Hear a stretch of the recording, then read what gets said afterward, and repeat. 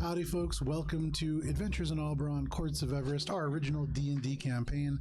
I am Joe Treff, your DM this evening and most, and joining me are my friends Matt, Tina, Kara, and Vincent. We're all centered on camera. Look at that. We're going to play D&D. We have a couple people who are missing tonight. Alana and Hannah are not joining us. They're feeling a little under the weather, and we hope they feel better soon. Excuse me. A couple of quick announcements before we get started. We had Mosaic Team 5, our original Starfinder campaign, last night and most other Thursday nights. You can see that when it re-airs on YouTube at Alberon RPG on Sunday at noon, followed by this session at 4:30 p.m. Eastern Standard Time. We also have Instagram at Alberon RPG, where you can see close-ups of maps and miniatures. Right now, you can just see the Wandering Hearts miniatures over there. But when we have battle maps and other things like that, you can see those in much greater detail on Instagram at Alberon RPG. And with that, I think that's the only announcements that we have. It's time for this week's session of Courts of Everest.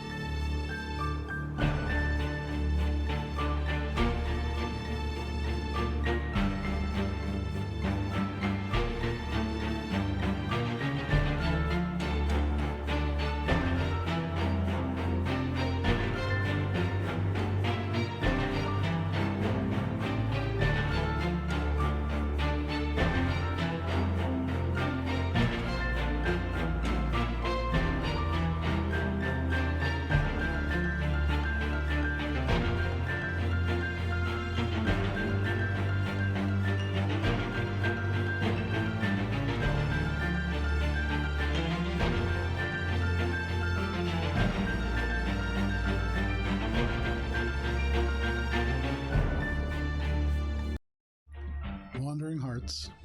Last we played, you finished up your shopping, with Billy pawning the Rahir teeth for spending money and the party obtaining rope and a secondary pickaxe within the Emerald Spire, this huge gemmed city. You met back at the Wincing Manticore, with Hearsome presenting you with a gift. This object known as the Gloam Court Stagecoach, a wagon that was drawn by these magical steeds summoned from the Feywild itself, creatures that were in service to something called the Gloaming Court. You elected to pursue the waistcoat of the Nightmare Rider, an item that had once been bestowed upon the champion of Cernunnos himself. This had last been seen in the Candlestick Forest, which sits in central Everest on your way to Minka's home, where a nearby town has suffered a major mine collapse. You set out, the stagecoach proving to hasten your journey substantially, as Valis and Ori together could split trances to keep the group moving even through the night. As you traveled, you heard that those passing by had seen bandits on the road ahead, or you snuck up, found that there were in fact a few bandits waiting to ambush your party, with the rest of the group waiting behind. You found a sentry near the rear of the party, put them in a rear naked choke, and then to sleep, before confronting the rest of the party from behind. Or you managed to convince them that they would be overmatched and that at least a few of them should take up fishing. The rest departed, with Rez tracking them across the plains and woods. The rest of you continued onward, and as the hour grew closer to evening, you came upon a misshapen hut with a thatched roof, and as the door opens and a large bugbear steps out, that is where we begin this evening. Ori's boyfriend. Oh, roaster. Seems like they're not really sure where they stand at the moment.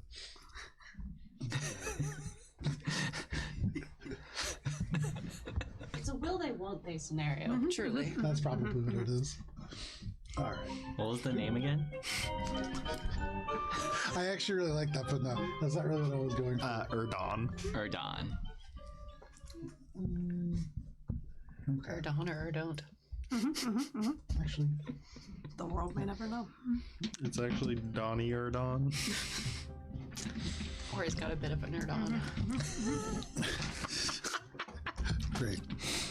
So the door is flung open, and you can see, having to bend his head down to step out, a massive bugbear wearing this kind of linen shirt and vest over top. His belly is protruding from the bottom. He's a little bit more rotund than other bugbears that you may have seen, but he stoops and steps underneath, and then squinting across the space as it is getting a little bit darker, he says, "Is that being Ori that I'm seeing?" And then just kind of steps out of the hut fully, and you see the bugbear that you know, Ori, as Erdon.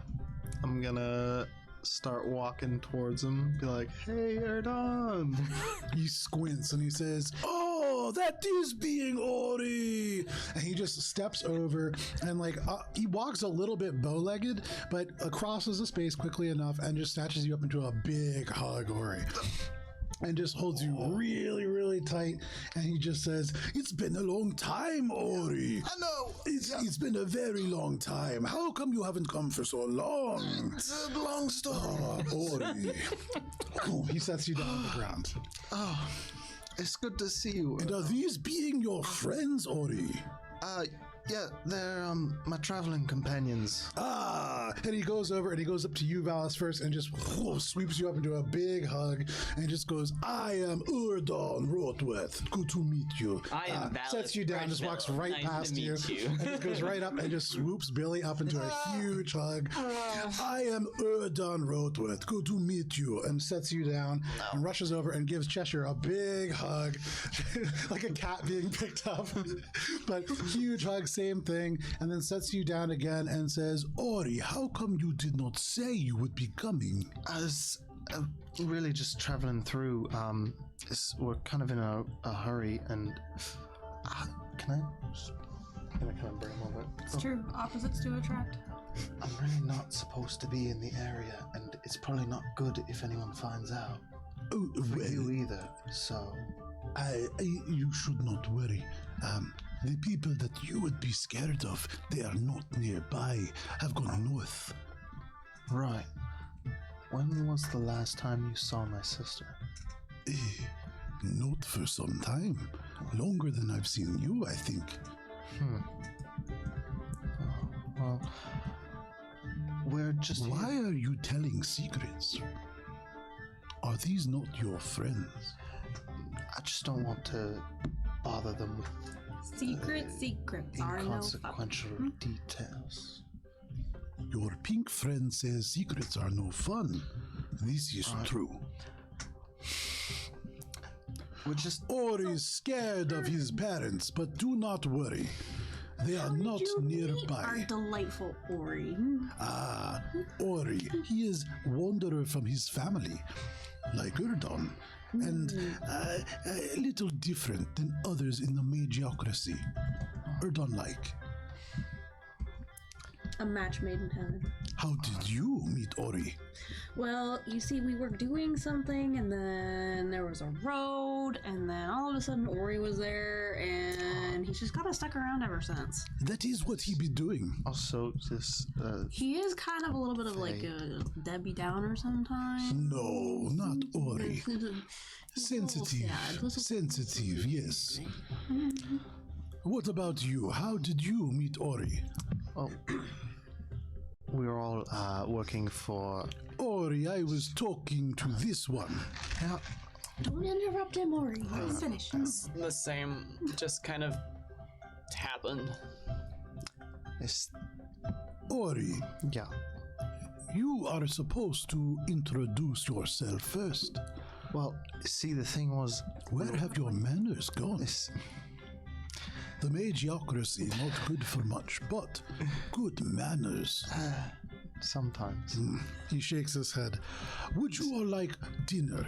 It is oats. I would love dinner. Delicious. Come. And he stands up and just waves everybody in. You as well, Ori. over dinner, you must tell us more stories of Ori. Oh, of course. He goes over and kind of invites all of you in. And if you step in, it's a very simple kind of barn-like structure on the inside. The thatched roofs are actually quite high when you get inside. There are rafters and kind of wood that is lining the inside. So almost more for appearances, the outside. The inside is quite symmetrical. But there is a table, and set outside, there's a very large, almost cast iron cauldron, like a very small cauldron of what looks like maybe porridge. And despite the fact that it is brown bordering on gray, it smells pretty good. And there are little sliced bits of strawberry that kind of have been layered across the top. Erdon kind of like gestures to all of you and says, I hope you don't mind. Erdon eat with hand, but do you have bowl? You can eat with hands too. I'm grab out my old trusty bowl from the mess kit. There you go. Go scoop a nice hearty bowl full of some of Erdon's tasty oats. Yeah, there you go.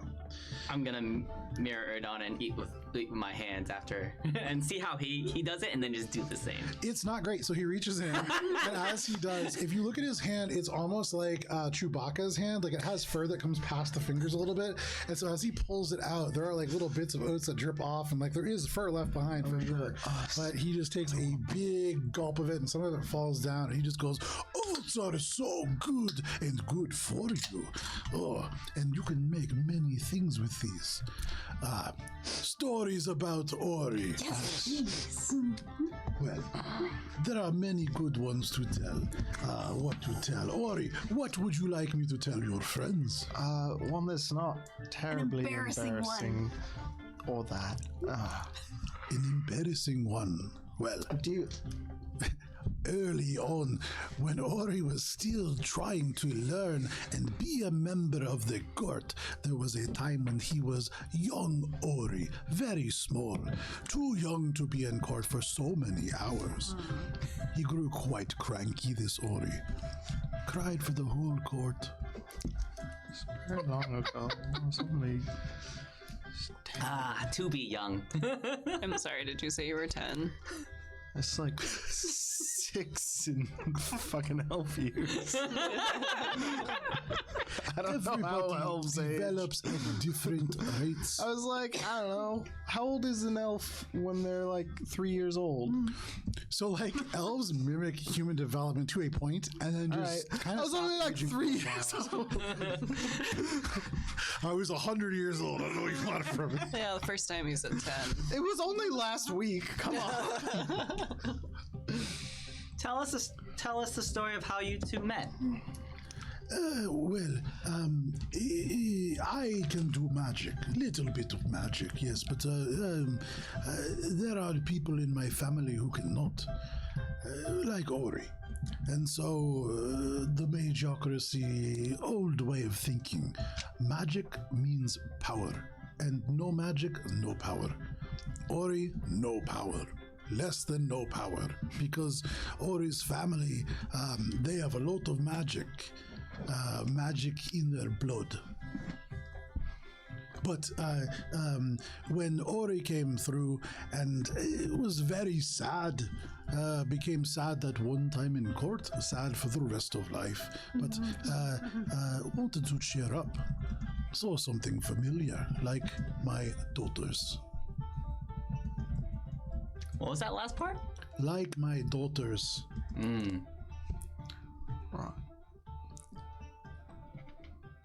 So, Ori, what have you been up to?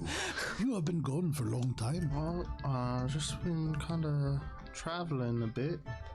How did you reach here? It is dangerous these days. Well, we came along south of the mountain, through the woods, and here we are. There are many bandits in that place. You must have grown quite skilled to make it through. Us, team effort, I would say. I mean, really, Ori. they didn't do anything. Ori is quite a formidable combatant. Really? We fought alongside many enemies thus far. Well, you have changed much since I have last seen you.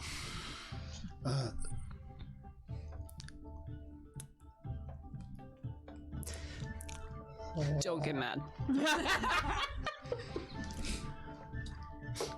Did Ori have a talent for musical instruments? Yes. Where's that question come from? He had a flute. I got that after I left. Oh, Are you asking me to ask Ori to play flute? Is Ori shy? no, don't worry about it. It's long story. Do you need flute? I wouldn't mind one. I have flute.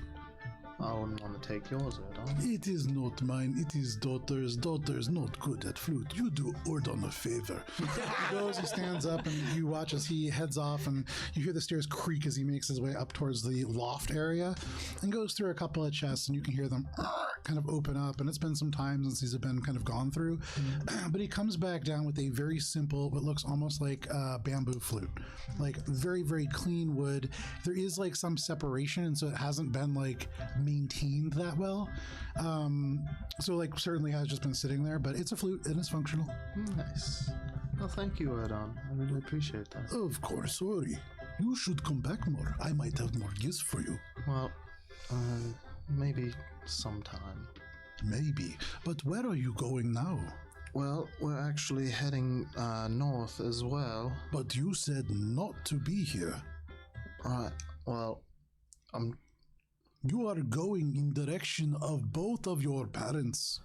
Well, they're not your father. I sense a story. It's not a good one. Not really All story. stories are good. Lilithian went to Folger Fields, brought spring shields, grong issue, and your father goes north to Darkbriar. Oh. Aren't we supposed to ask Ori's dad something? What are you Wait. asking Ori's dad? Darkbriar, isn't that where we're headed? Yep. Do you know why Ori's Why father? What's Ori's father's name? 1 second, I have it in my notes. But Ori also probably knows.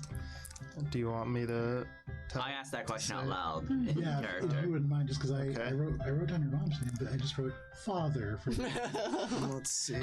Ori. Elornos. Elornas. Oh. Do you know what made Elornas decide to go to Darkbriar? Elornos not decide, sent by Crimson Mage to go and deal with issue, helping to smooth issue so that there is being no problems with Beetle Train expansion. Oh, you know that Beetle Train has expansion. This is happening soon. Okay. Huh. Was my sister with my father? No, she was going earlier. Private research with the Ember Sworn. Okay. Is the Ember Sworn different than the Ember Guard, or are they the same? I'm not knowing Ember Guard, but Ember Sworn army for Darkbriar. A tower of Ember Wings. Oh yes, Amber Sworn. Amber Sworn. I thought you said Ember Sworn. Nope. Your life is Tell us a happy story about Ori. Ori doesn't share a lot of happy stories about himself, and I would Yeah. like to doesn't share share very one. many being happy stories. honest. period. Yeah. Or he doesn't really share. I don't really have too many happy stories. I think that in his own time, Ori will share himself. It is fun to embarrass Ori, but Yes. things that are important for Ori to say.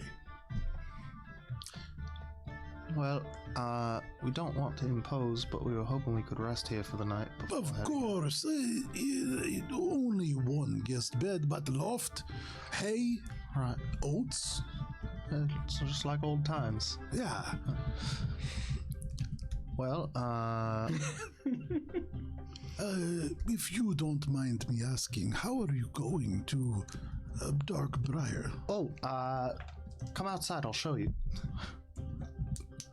I cannot go right now. It's just out to look out front. Oh, And he goes and stands up and makes his way out the door. We'll take it with us. And I go over to the carriage and go,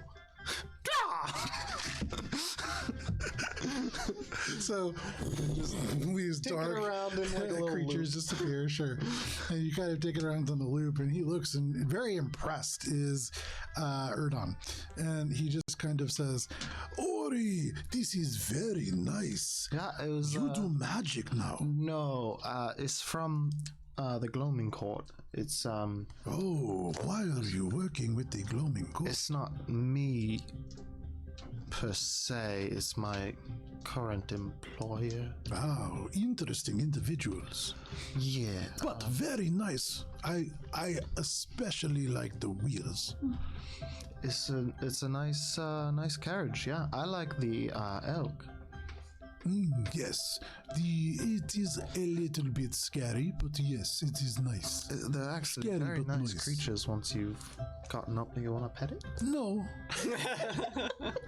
Well, they're here for another day now, so I'm gonna just.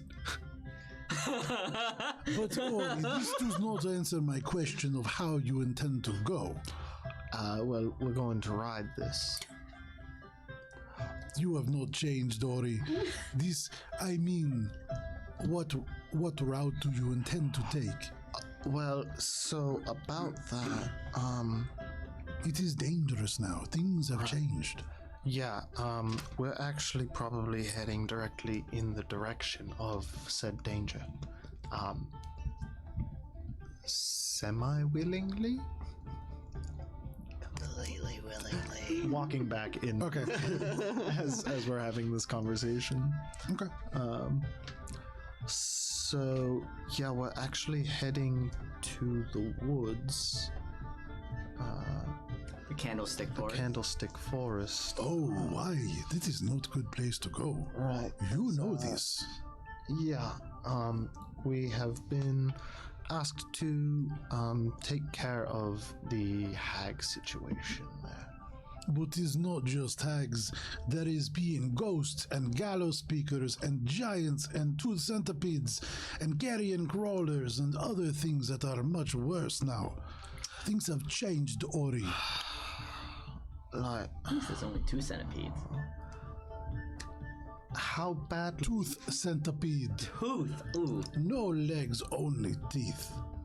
They're not Pleasant. the most pleasant creatures. How do they walk if they don't have legs, only teeth? It's It sort of sounds a like gummy bone rattling on movement. ground. Right. Quite creepy. No. Usually they're pretty small though. No, not these ones. Large. Huh. Bigger than you, Ori. Oh. Well, not impressive. Bigger than him. That's a good Big point. for an elk.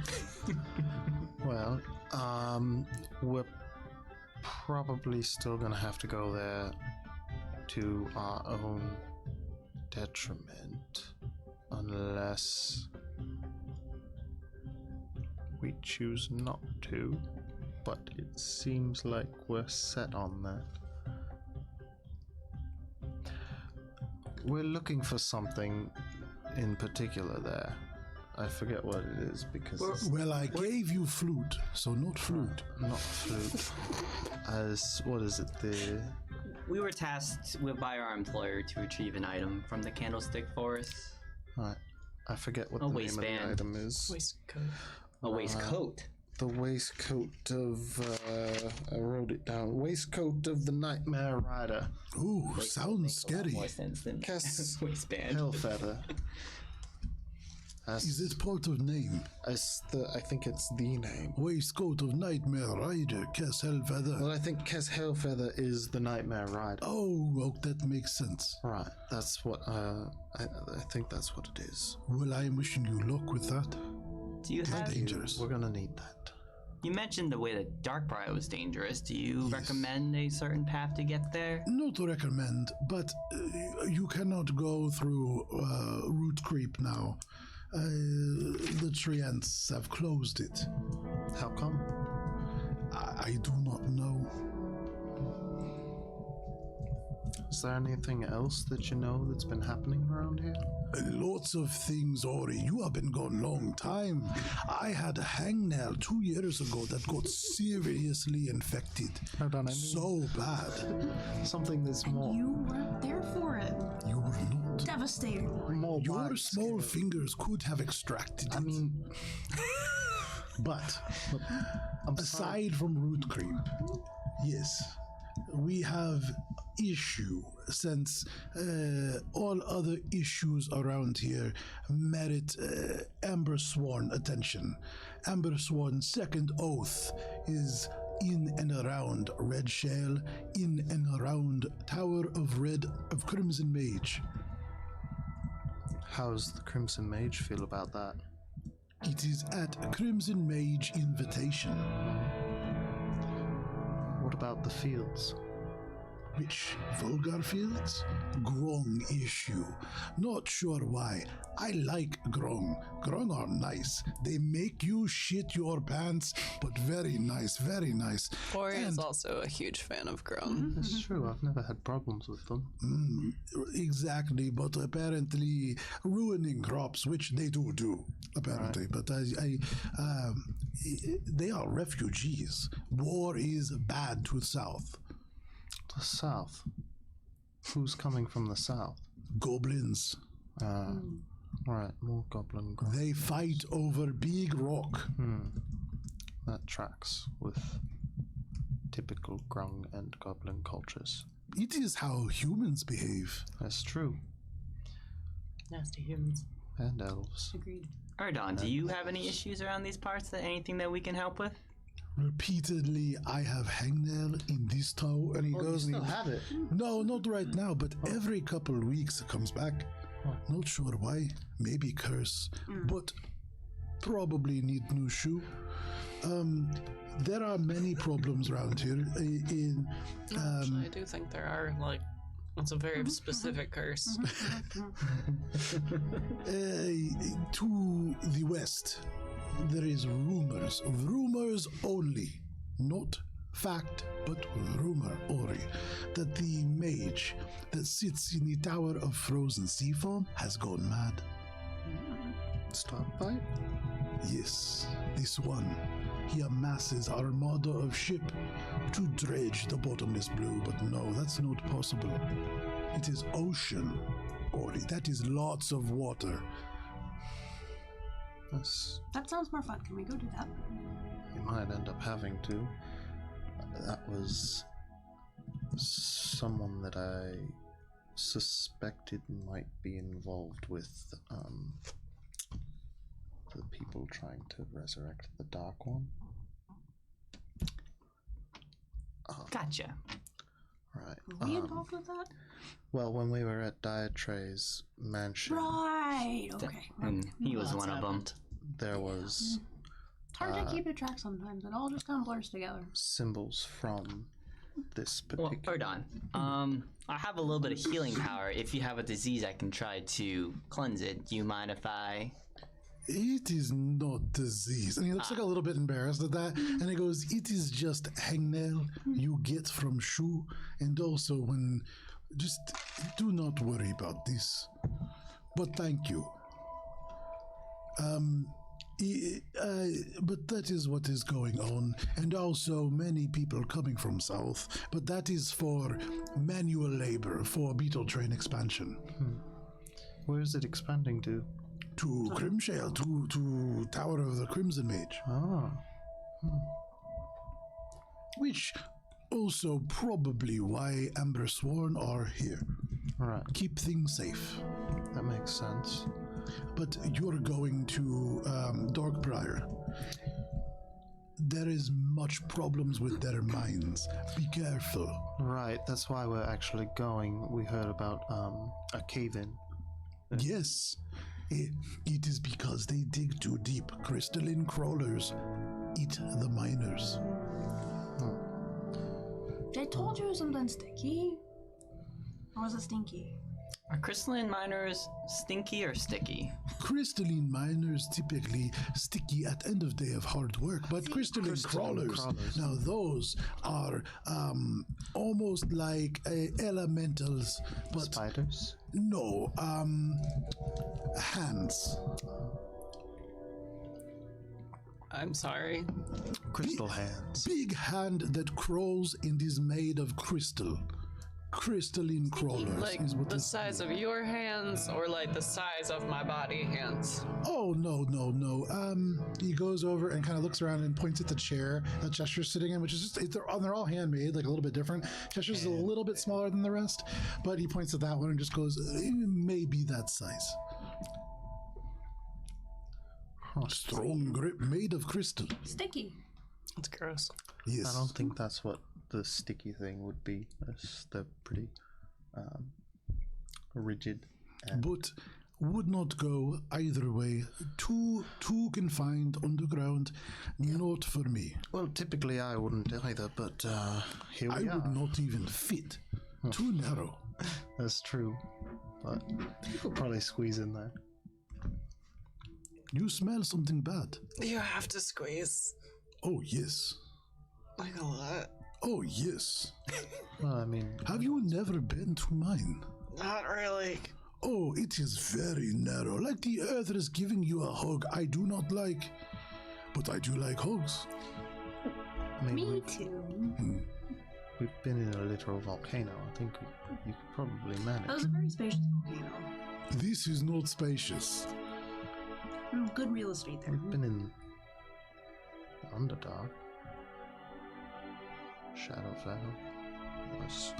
Anyway, we Just do. listing places that are gloomy. What's that? You're just listing places that are gloomy. Well, places that we've been that are gloomy. I mean, I think. Yes, Relatively it's the speaking. relative gloom that upsets me. Right. Well, We're not going other ways, right?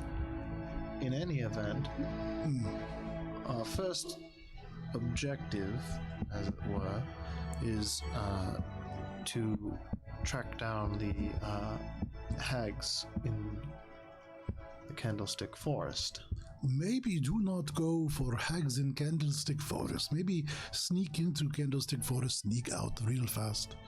But do not fight hags. So These are strong hags. Right. And they have only grown stronger. right.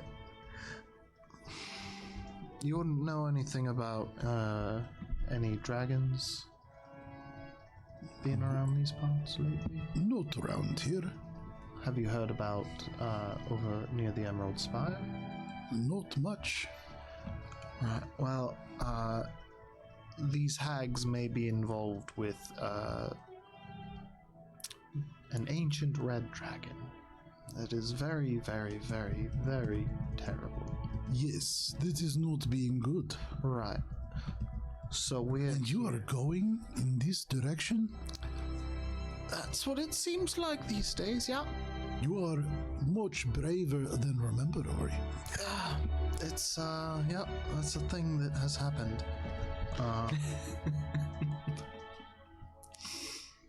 But, I think, we have a chance. Well, good. It would be bad to go if you had no chance. That is certain death. Not good. Right, yeah, it's not good. Mordon, do you like beer or wine? Not much. Thank you. I've got, oats. Oats. Oat milk. No. You can't milk an oat. You cannot be milking oats. They are too small. Would milk an oat. So, I guess you could probably put them Stupid. in some warm And milk cold and milk. soak them for a bit. you all eat a bunch of oats, and the hour grows a little bit later, and if you want, you can eventually kind of settle in for a long rest. Is there anything that you guys want to do actually before the night kind of passes? Yeah. Yeah. I You want to can also just continue to talk to him. I'm just giving you the opportunity to fast forward a little bit if you want. When we start to kind of settle down, I want to cast Legend Lore Okay. on the Prayer Beads of Javaris the Wise. Okay. On the item itself. Interesting. Alina's gonna summon Rez. So, okay, no worries. So, summons Rez, boom, bamps out into existence. For you, you summon Legend Lore on the prayer beads of Javaris the Wise. And you hear in your mind, the prayer beads of Javaris the Wise. I did not make that name up, mind you. It is one given to me by many other scholars. Even when I was young, they called me Javaris the Quite Intelligent. The Wise came later, of course. Beads are interesting. They can mean many things and store spells, of course, but what they're made of is most important. I don't know if you've examined the stones at any length, but each is made of a different material, and it could, of course, come from something else. For instance, I've heard of beads made from ruby, if you can believe that, which is quite interesting, as similar to emerald in chemical properties. It really doesn't make too much of a difference when you use it in other applications, but, and he just continues to kind of go on and on. I feel like that's What are you looking to learn about the prayer beads? Because you have an item card that has information about it. podcast. I guess Legend lore. what I want to learn is Little legend lore before. how Javaris, tell me a bedtime story. how did Call that. why is Javaris the Wise? Like, why is he the sentient being in these prayer beads? What does the prayer beads have to do with as an acolyte reagent within the Ocelot establishments? Gotcha. Okay. And third question, which is a long shot, is it ever possible to add additional beads onto the prayer beads? And if so, how would that type of thing be done? So, make a persuasion check. Persuasion check. Let's see. 18. An 18. Okay. Well, these are great questions. So, firstly, to understand how I came to be here, it's important to understand how I became in the first place. Long ago, I was born, and he goes back. You've heard this part of the story before.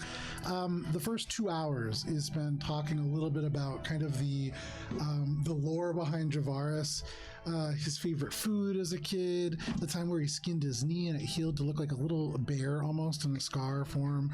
Lots of different little stories. The first 2 hours you don't get much, but by the end of that 2 hours, and are you willing to sit through this? Yeah. Okay. At the end of this 2 hours, he says, "But anyways, when my memories were taken from me, I woke within these beads.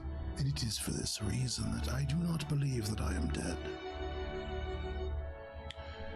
Insofar as your second question, Is this the point where like Valis has gone like this and is just sitting yeah, there? oh yeah, Oh, yeah, yeah. this This would've is, been, I like, assume, like after you guys have after, kind of yeah. parted ways. I probably would go to sleep in the loft. court. No, Oh, okay, Just okay. sleep on the sofa in the stagecoach. Okay, no worries.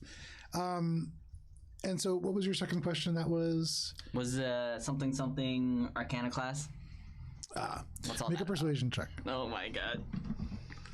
I'm sorry, everyone, if I fail. I love that it's Oh, a no, persuasion 13. check to get to the point. 13. The Arcanoclast is a word that really stems from Old Sylvan, if you can believe that, which really is attributed to the original Sylvan speaker, who I'm sure that you know, the Green Lord. And he just kind of starts going off. Another 2 hours goes by, and it's worth noting, you're getting close to the point where, like, you're going to be pushing exhaustion. So are you sitting through this 2 hours? You should have just started trancing Yeah. when he started talking. You're going to do it? Yeah. It's not Dave. Okay. Make a Constitution saving throw, please. Is he gonna get mad that you're not listening? Isn't that No, I am listening. That's why I gotta make the that's row. exhaustion save? Are you listening to me? No, I'm just 16. trying. 16. It's no, it's You the Netflix yawn. series. And as the hour grows later and later, and Javaris continues to talk, and then he says, and at this point, the third age begins. But I have gotten away from the point. You asked about the Arcanoclast. The Arcanoclast, the ruling council of the Osenlok.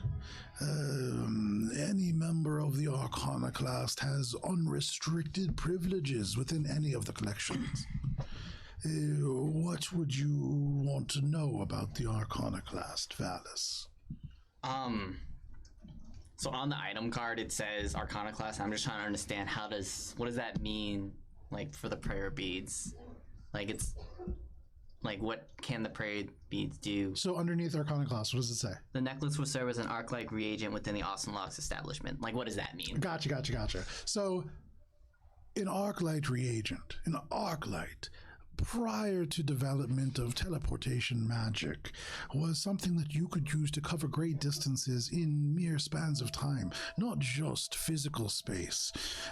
Although physical space is a part of it and quite important. For instance, you probably think about physical space on a much smaller scale than many other beings do.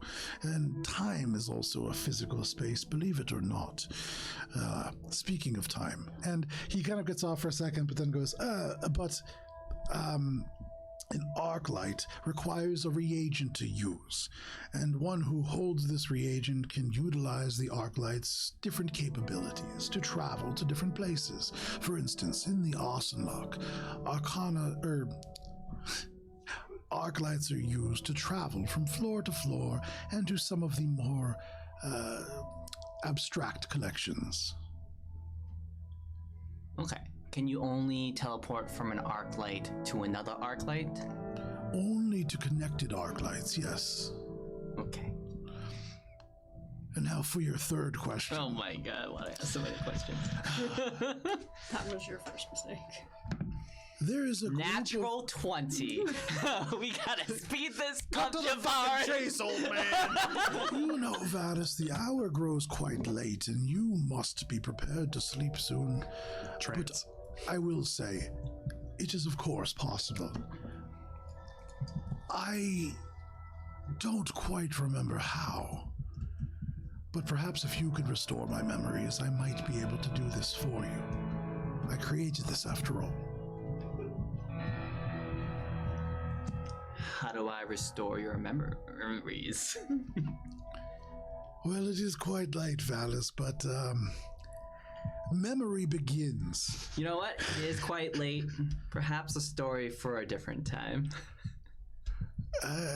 We have conversed about the first stage already. I suppose this is fair enough. Valis, have a pleasant night.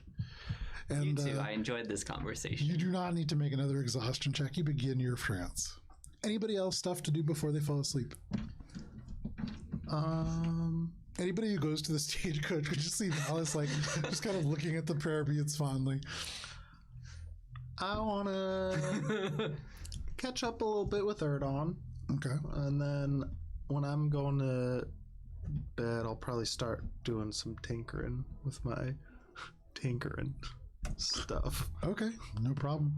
You do a little bit of tinkering. You catch up with Erdon, who kind of, has already told you most of the things that, you've already asked about most of the things that they... Just reminisce. Yeah. Anything else that people want to do before they settle in for the night? In the safety of Erdon's house, each of you can mark off a long rest. And before too long, the morning of the 26th of Summertide, Thursday, begins. A little warmer than the previous day, about 80 degrees. The rain seems to have cleared for those of you. Probably Ori, who is waking up the first, and then Valis a distant second. Maybe Valis right around the same time as everybody else. Give me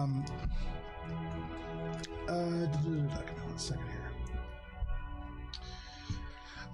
You wake up and Erdon has prepared for all of you, believe it or not, oatmeal. There is, it's a very similar menu here day in, day out, but he prepares that for you, and a nice, relatively strong black tea. And as Gobbling you that shit. as you prepare for this, he says, "So all of you, Ori has trouble with these things. How are you intending to go to this place? Is there a path that you are going to go? A road?" Can we take a look at the map real quick? Oh, for map. I've got one. It is just there are places that are not easy to go. We'd probably be taking any route that we could take with this stagecoach. This is Stagecoach of Gloaming Court. Can go many places. Boop-bop, boop-bop, boop-bop. We're around here. This is the Candlestick Forest. We have to So go where are here. we? We're like in this. No, area we're further near, further east. You than were that. right. Yeah, you were right at the mouth of the Akumaran Pass. which is this little. Oh, we're right these here. two. Yeah. We're right here. The mouth. Yeah. Where we made it through, didn't we? No, we didn't, because that's Root Creep right there. Yeah. Oh, right. Oh, that's the route we can't take because of the tree ends. Yes. Okay. It is the route that he's telling you that you can't take, to his knowledge, and he would have specified, "This is just what I am hearing from people who have had to travel around." How much longer does it take to travel around Root Creek? 2 days, depending on where you are trying to go, but for you, 2 days. Is there a way to talk to the tree ends to see if we can persuade them to let us through? I only know little bit of magic, but others, perhaps. What? Would Ori know what language tree ants speak? I would say, yeah, probably Sylvan. They speak Common also, typically, but many of them speak quite a few languages. They're old, many of them. Well, we could probably try to speak with them, but who knows what their problem is. Okay. Yeah, we'll probably, if Root Creep is the fastest way, we'll probably see if we can talk to them and go through that way. If not, we'll just go around. We could go along the coast, but eventually we'll have to enter into the woods. More errands, more errands, more errands, more errands. If you are trying to go directly Akumaran Pass, take pass. Right. It is sort of safe. With rain from last week, it is being loose ground, mud, things like this, but no hag. It's good. No hags typically good. No, Oh, wait, so in this we- case. It looks like we're already past the Acumen. So this is the Acumen Pass right here. Yes, So we're here. right about, yeah, right Oh, I at the end of see. the tree line. Got kind of. through the woods, and I then we were like see. somewhere around there. Yeah. So yeah, we'll probably go through the Acumen Pass. Try to see if we can go through Root Creep, and if not, go around Root Creep and take the extra days, couple of days, because that seems to be our That options, seems like our unless best we are. bet. Or I guess I would ask Alina at this point if she knows of a game trail through the Root Creep. If that's an option, but I don't know if that's. You could, and Alina would tell you that that's a little bit too outside of their territory, and Because make a close to area that I've make a nature check. been. Make it at disadvantage because the entire point of Root Creep is it is a place where the trees walk. Right, and also things have changed over the last years. Yes, And did you say it was an extra 2 or 3 days around? 1 to 2, but for you guys, you would imagine closer to 1 for sure. Damn! Okay. I rolled a 19 and an 18. Very nice. So that's a dirty 20. Nice. With a dirty 20, you're asking specifically what about Root Creep? Sorry. I was asking if I would know any other routes to get to the Candlestick Forest other than the Acumaran Pass, and if we can't go through Root Creek. Yeah, so to the north, you could travel around the Root Creep, and that would be kind of right through the southern part of the mountain called Exocrash, which is pretty rocky terrain. It is also a place that is frequented by various kind of insectoid creatures. You've heard of rust monsters and things like that, but there are all kinds of things that live out in those stones. Lots of cute birds too. And then to the south, you could kind of wind your way, and you'd be drawing a little bit closer actually to a place that is called Thornhome. And that would be sort of the direction that you would probably deviate if you were going to take that little detour to. Yeah, exactly. But either of those ways adds like a day to 2 days, depending on how you go. And each kind of has its own issues. The way to the south is a little bit more populated and a little bit more commonly traveled. That has some of the bandit issues, which you guys have had no problems with. But yeah, that's kind of what you know. Is it even possible to go through the Exocrash Mountains with our stagecoach? Like, is there like a trail to go through it? Yeah, so you wouldn't actually have to go to the mountains proper. You'd be going through the foot of it. Yeah, so there's a lot of boulders that have kind of fallen over time from the mountain and landed at the foot.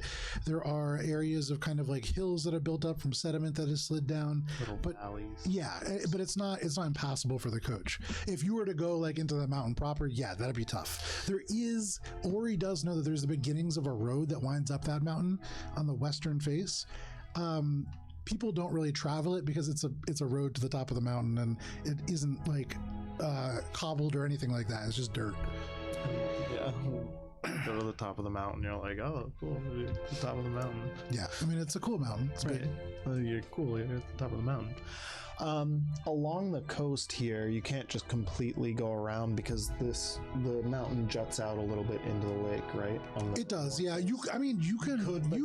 That's a huge detour. Yeah. And at that point, it almost might be faster to backtrack and then see if you can catch another ride on the going in from because then we're going in from like the total east side, correct, almost northeast of the woods. Yeah, you'd be adding a substantial amount of time and distance to your journey. So, but you could. Right.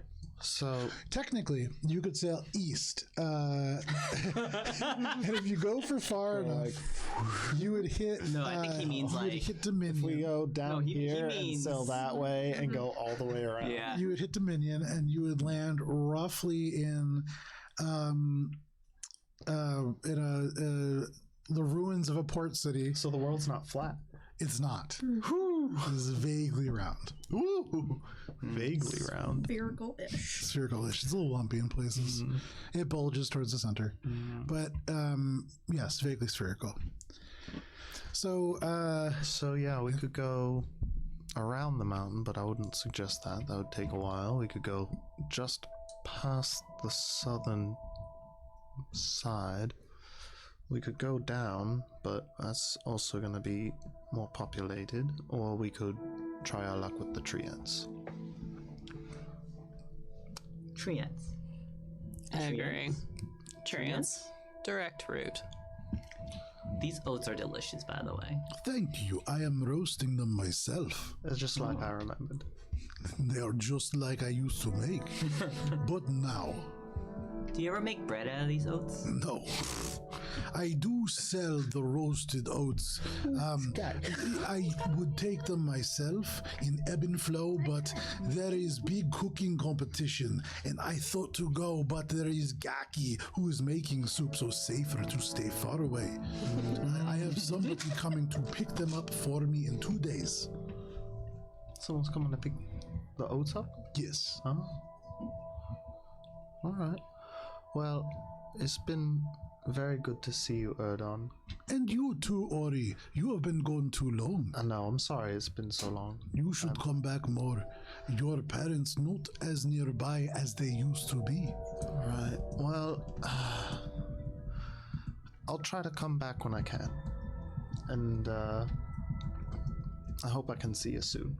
Sooner Yes, than last time. that would be good. Well, thanks again. Good luck, Ori. Good luck, Ori's pink friend. Good luck, Ori's spiky friend. Good luck, Ori's shiny friend. And blue and The appropriate greetings for them. antlered. Rodano, it's a pleasure to meet you. And you as well. Good manners for not of mediocracy. We'll see. Never mind. It's been good to see you. Yes. He gives you a big hug. And then he goes, oh, hey. And he gives you a big hug. And then he goes and gives Cheshire a big hug. And then goes and gives you a big hug, Ori. And then all of you can make your way out and to the stagecoach. I like him. Why didn't you bring us here sooner? Because I'm not really supposed to be here. You said that, but nothing happened. Right. The sun is still shining. Ori, when has not supposed to be here ever stopped you from being places? Quite a bit, Most of my life, actually. Okay. So, Nobody here. you make your way out to the stagecoach. You can see these two shadowy creatures that are just kind of impatiently standing there as Ori summoned them to just hang out overnight.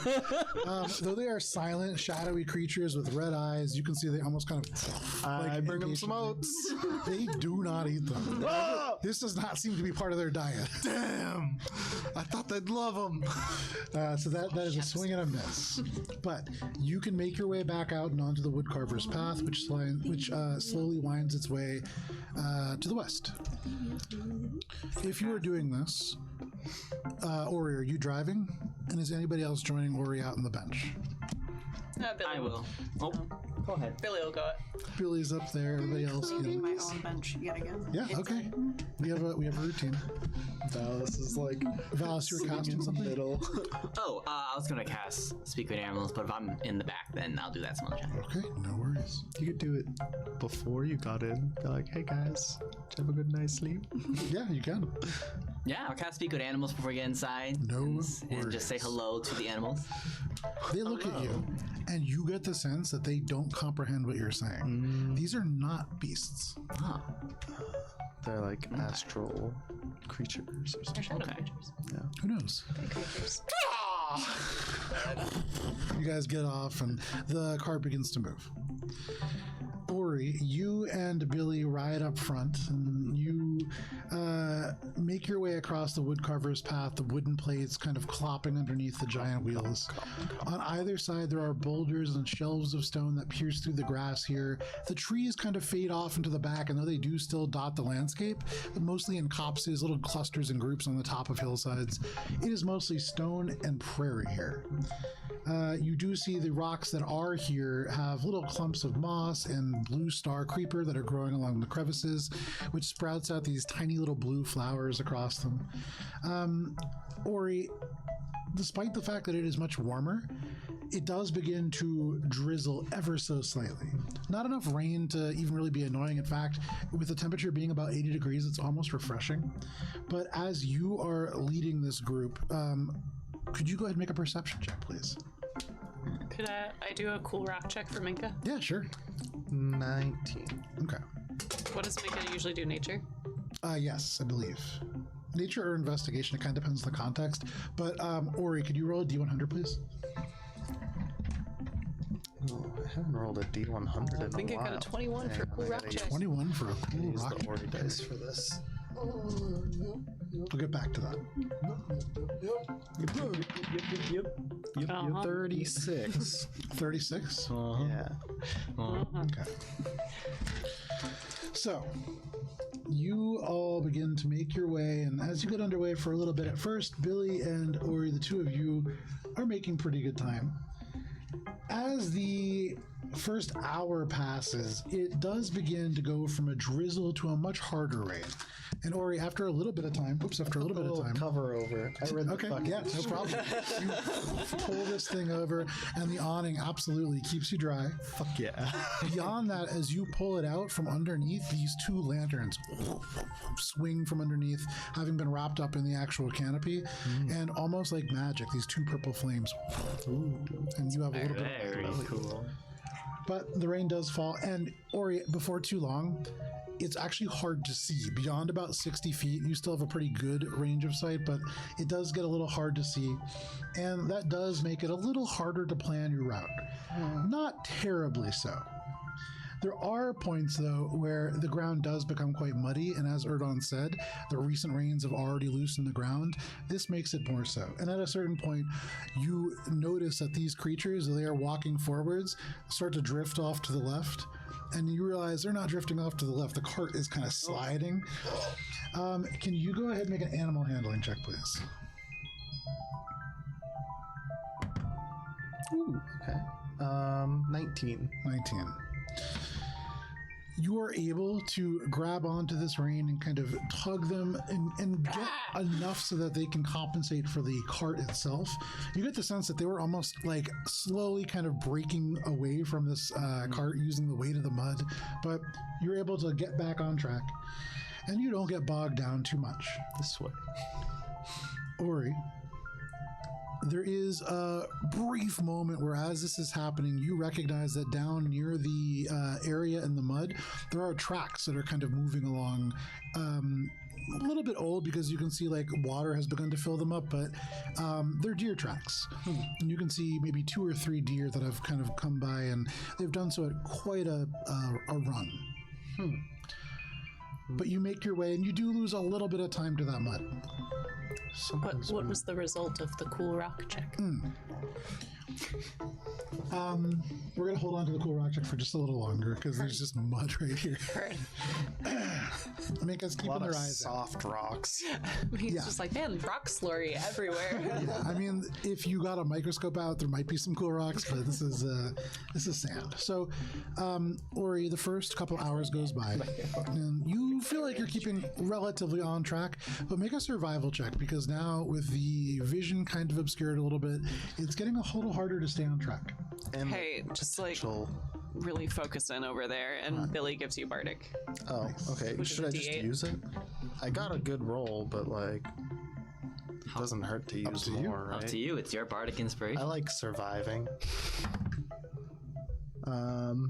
That's 24.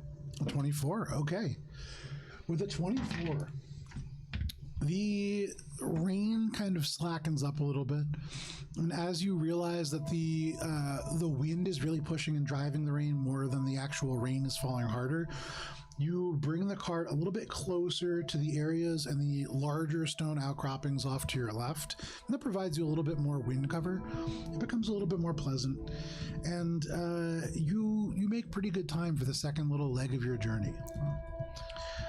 Ori, as you are traveling, and Billy, I would say you see this as well, maybe 200 feet ahead, and you can only see this because one of them is carrying a torch. You do see a trio of figures that are kind of keeping to the rocks and trying to stay dry there as well. Are any of them from the previous group of would-be bandits? Make a perception check. Do they have fishing rods? 25. With a 25, definitely not. The only one that this could even possibly be would be the goblin that you saw, because they're tiny. These look almost like maybe gnomes, halflings, something like that. Grung? Grung? Are they grung? I feel like if they were grung, they wouldn't be trying to stay dry. And I would say with your background with grung and affinity towards them, you can spot a grung at a distance pretty easily. That's no grung. I have an eye for grung. That's not to the next level. So what are you guys doing? Does it look like they're just kind of trying to shelter? Yeah.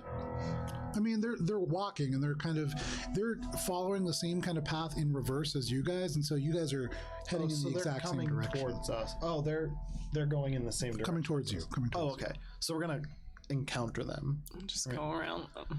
Yeah, I'm gonna just continue along. Not assuming, but I guess expecting positive intent.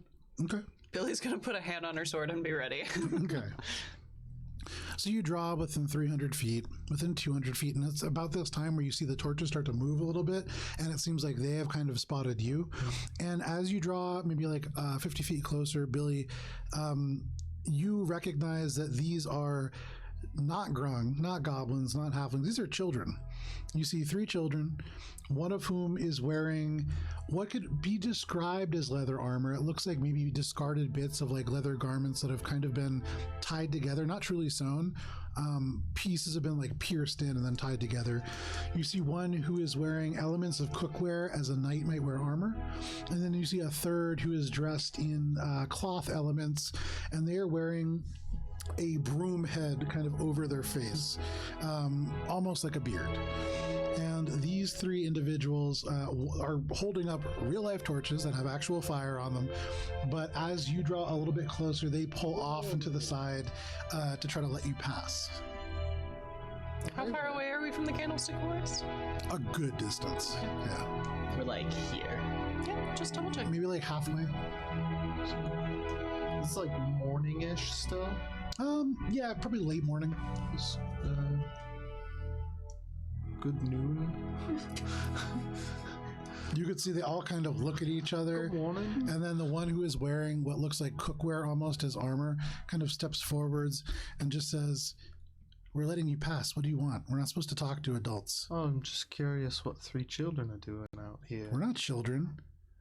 Clearly, What they're three adventurers. young adults are doing out here? We're the young adventurers of Everest. And you can see the one who has this kind of like broom that is turned upside down to be a beard speaks out and she says, "Yeah, we're Yay, and we're here to get Granny Applenose because she's been kidnapping all of our friends."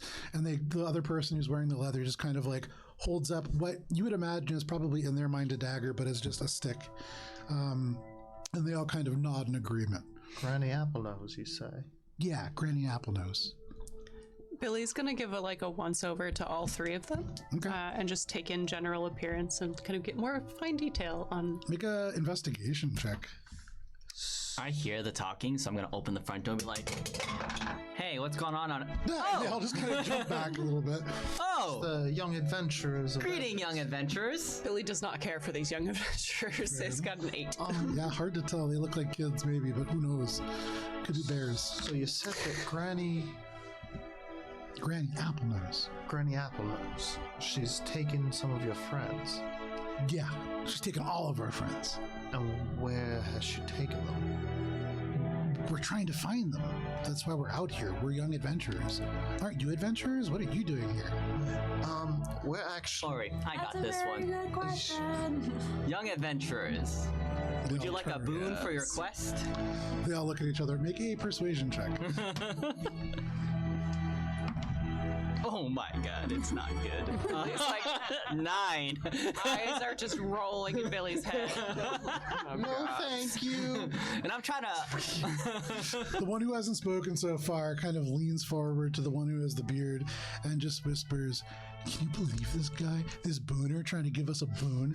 And the one who spoke just goes, "We don't need your pity. We're real adventurers, and we're going to get Granny Applenose ourselves. Come on, guys." Right, wait. And they just take off and begin to head in the direction that they were originally intending, in the direction that you have all come from. Just be careful out there, adventurers. It's dangerous. You just hear. You take your own advice, Thorin. Tesher says from like right behind you. Billy kind of like voice squints back after them and tries to see which way they're going, if they're headed off like towards Root Creep in that direction. No, they're headed in the direction that you guys came from. So That's right. they are headed roughly in the direction of the Budway that you all left. So they're going to Erdon's? They're headed in that direction. Right, okay. You didn't see Granny Applenose at Erdon, so probably not directly there. Granny Applenose. That seems kind of like a weird name for someone to be going after. Make a history check. Do I get any boons? No, you already used your bardic boon. Valis has not bestowed any boons upon you.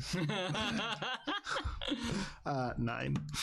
With a 9, it sounds pretty weird. Strange. We're on a timeline. Right.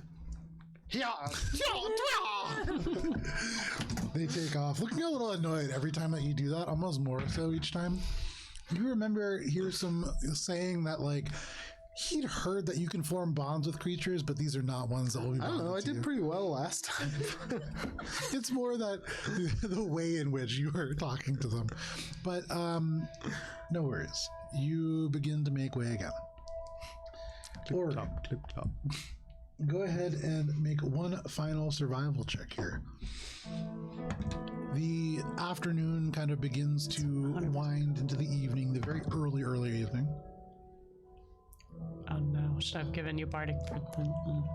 See, and I checked because I knew that it was cocked, but I wanted to check because I had a feeling that was gonna happen. Natural one. Okay.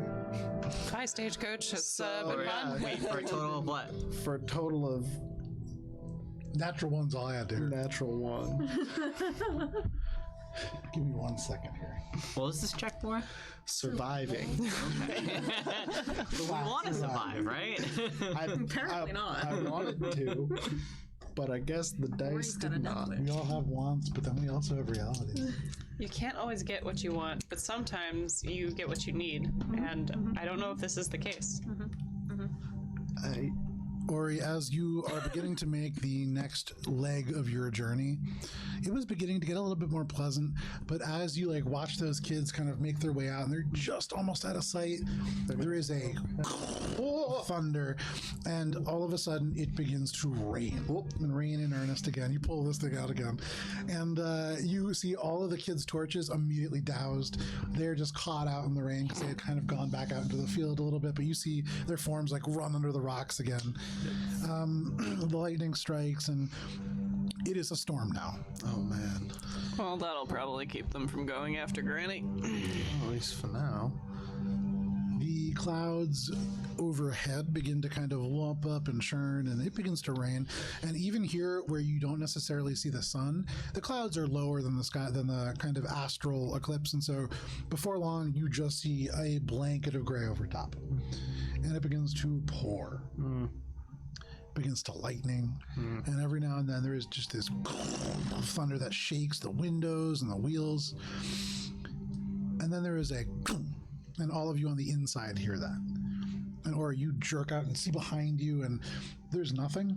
You're not near any trees or anything like that, and then there is another hit, and you see this time from the sky this big ball of ice just off, and you see it rattle in the road as you pass. It's a hailstorm. Is it a hailstorm? I'm making a nature check.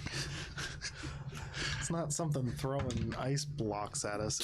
There's two more little bits, and each about the size, only of like a eraser on the end of a pencil. But as you bend down and you pick one up, you look at this piece of hail, and yeah, that is where hail comes from. Hailstorms. It's a hailstorm.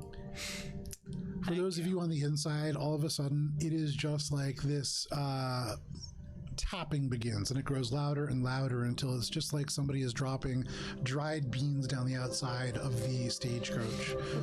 Whenever there's like significant damage, like something cracks or whatever, Billy just like casts mending on it. There's no cracks yet. This is all like the size of an eraser, and so very small, kind of annoying for sure. But Ori, you recognize as this is happening, slowly they are growing bigger.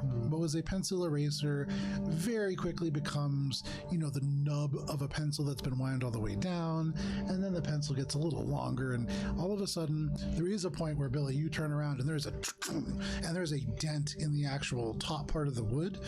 You can cast mending easy enough from the wood back, but it is starting to get bigger. And Ori, you remember that these shadowy creatures, if they take damage, they become unsummoned, and if that happens, you will be stranded for a little bit. Is there anything that you're doing to protect these animals? Can I pull the awning all the way out over them? It depends on how hard you want to pull. I don't want to break it. Okay, so then no. We should probably find some place to take shelter. Yeah, is there a, off the path, is there a slower route that would give some tree cover or more coverage from the rocks or anything? On the left-hand side, you have stone, and that's the stuff that you are kind of getting some shelter from, but now with the hail, the little bits that were overhanging are being chipped away, and that's becoming more it's eroding in real time in front of you. On the right-hand side, there are trees that kind of overlook the hillside below, and you might be able to get some cover there, but you would need to look for a little bit for a large enough copse. It's basically just a tree line on the side. But there is places that you could probably pull off. Minka wants to know if we have enough wood, could we make it like a little cover for the horses, elk things? You could certainly try if you want to pull off to the side and spend a little time building a little awning or horse armor. I mean, there's different ways you could approach this. I don't want to railroad you. Could A Trojan horse on top of the horses. could I pull off to the side and You throw your blinker on, you pull off to the side. basically I want to try to rig up like from the foot of where we're sitting in the carriage, Okay. like post up from like there my camping tent Okay. and have it sort of rigged so basically like the front. Can you pass me that for a second to visualize? So basically like this is upright because they're in it, right? So from here to like their harnesses, Yeah. make it so that there's like a tarp that's just over their backs to cover at least their body, and then their heads are, I don't really know what to do for those. Like Fuck my goodness. try to like make a hood out of it essentially, Okay. so that like if it hits it's gonna roll off and then like down here. So in order to modify it in that way, it will cease being a tent. It will start being a horse tarp, which absolutely you can do. You do know that you, in crafting this, not being like a master craftsman, you do run the risk of ruining your tent. Right. You want to do that? Yeah, I can tinker.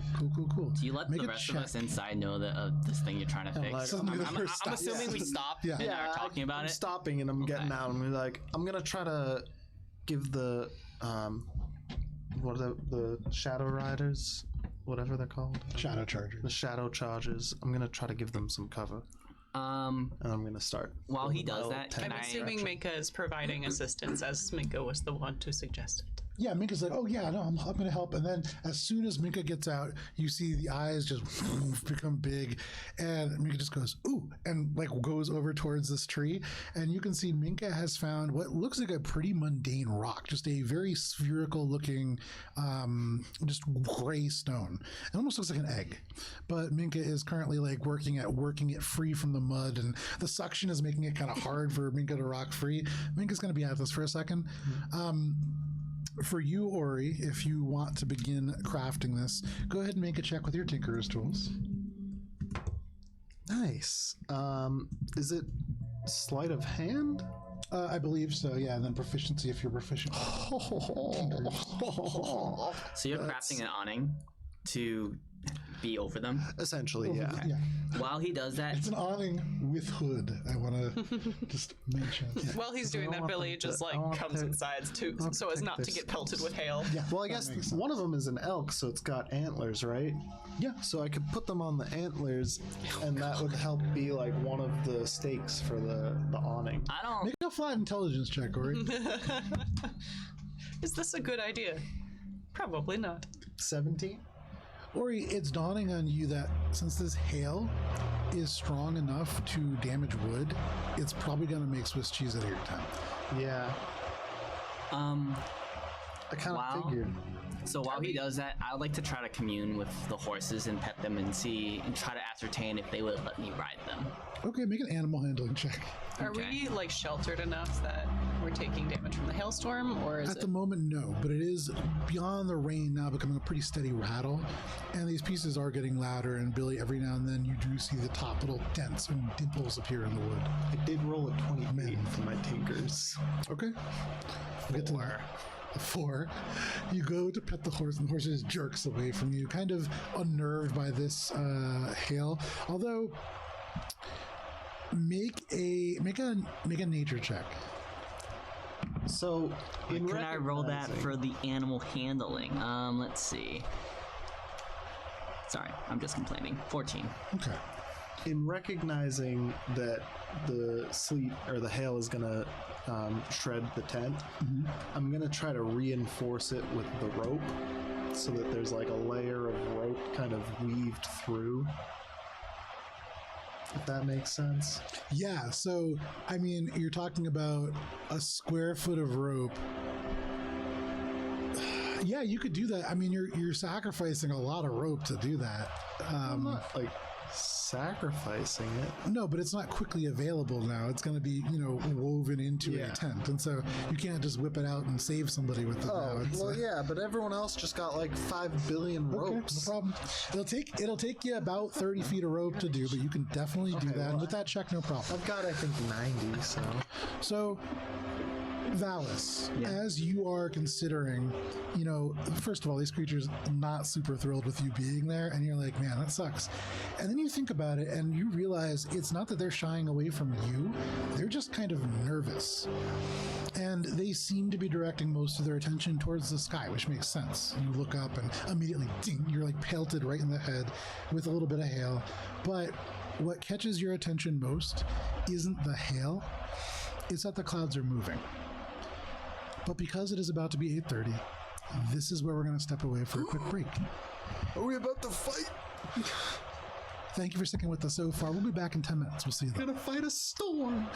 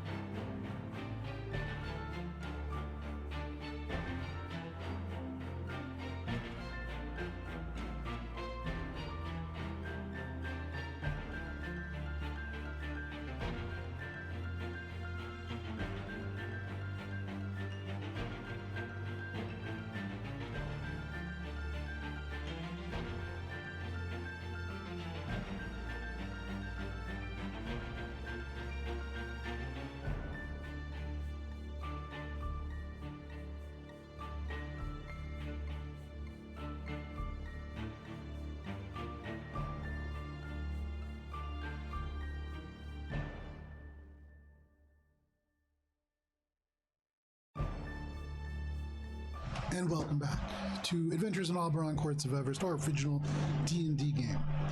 We're going to jump right back into the fun times that we're having here. So, Ori, Billy, Valis especially, you notice that the clouds are beginning to swirl overhead.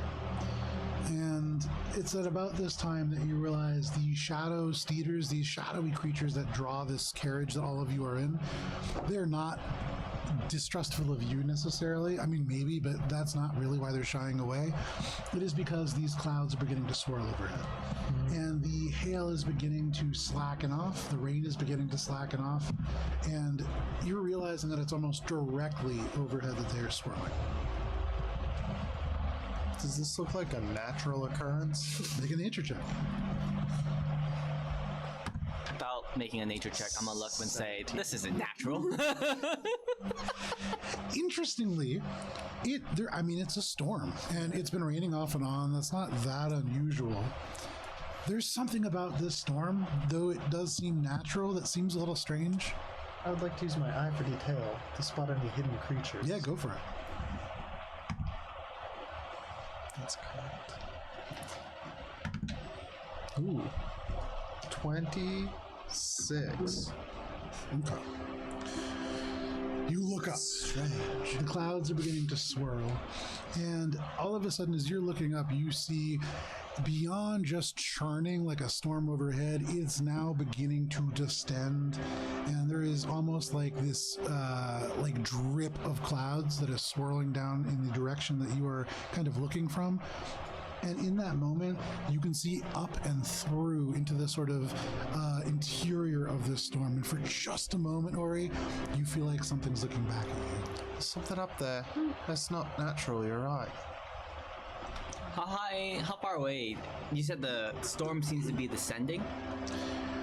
Towards The us? clouds, as they were swirling, are beginning to create a funnel that is now kind of descending towards you.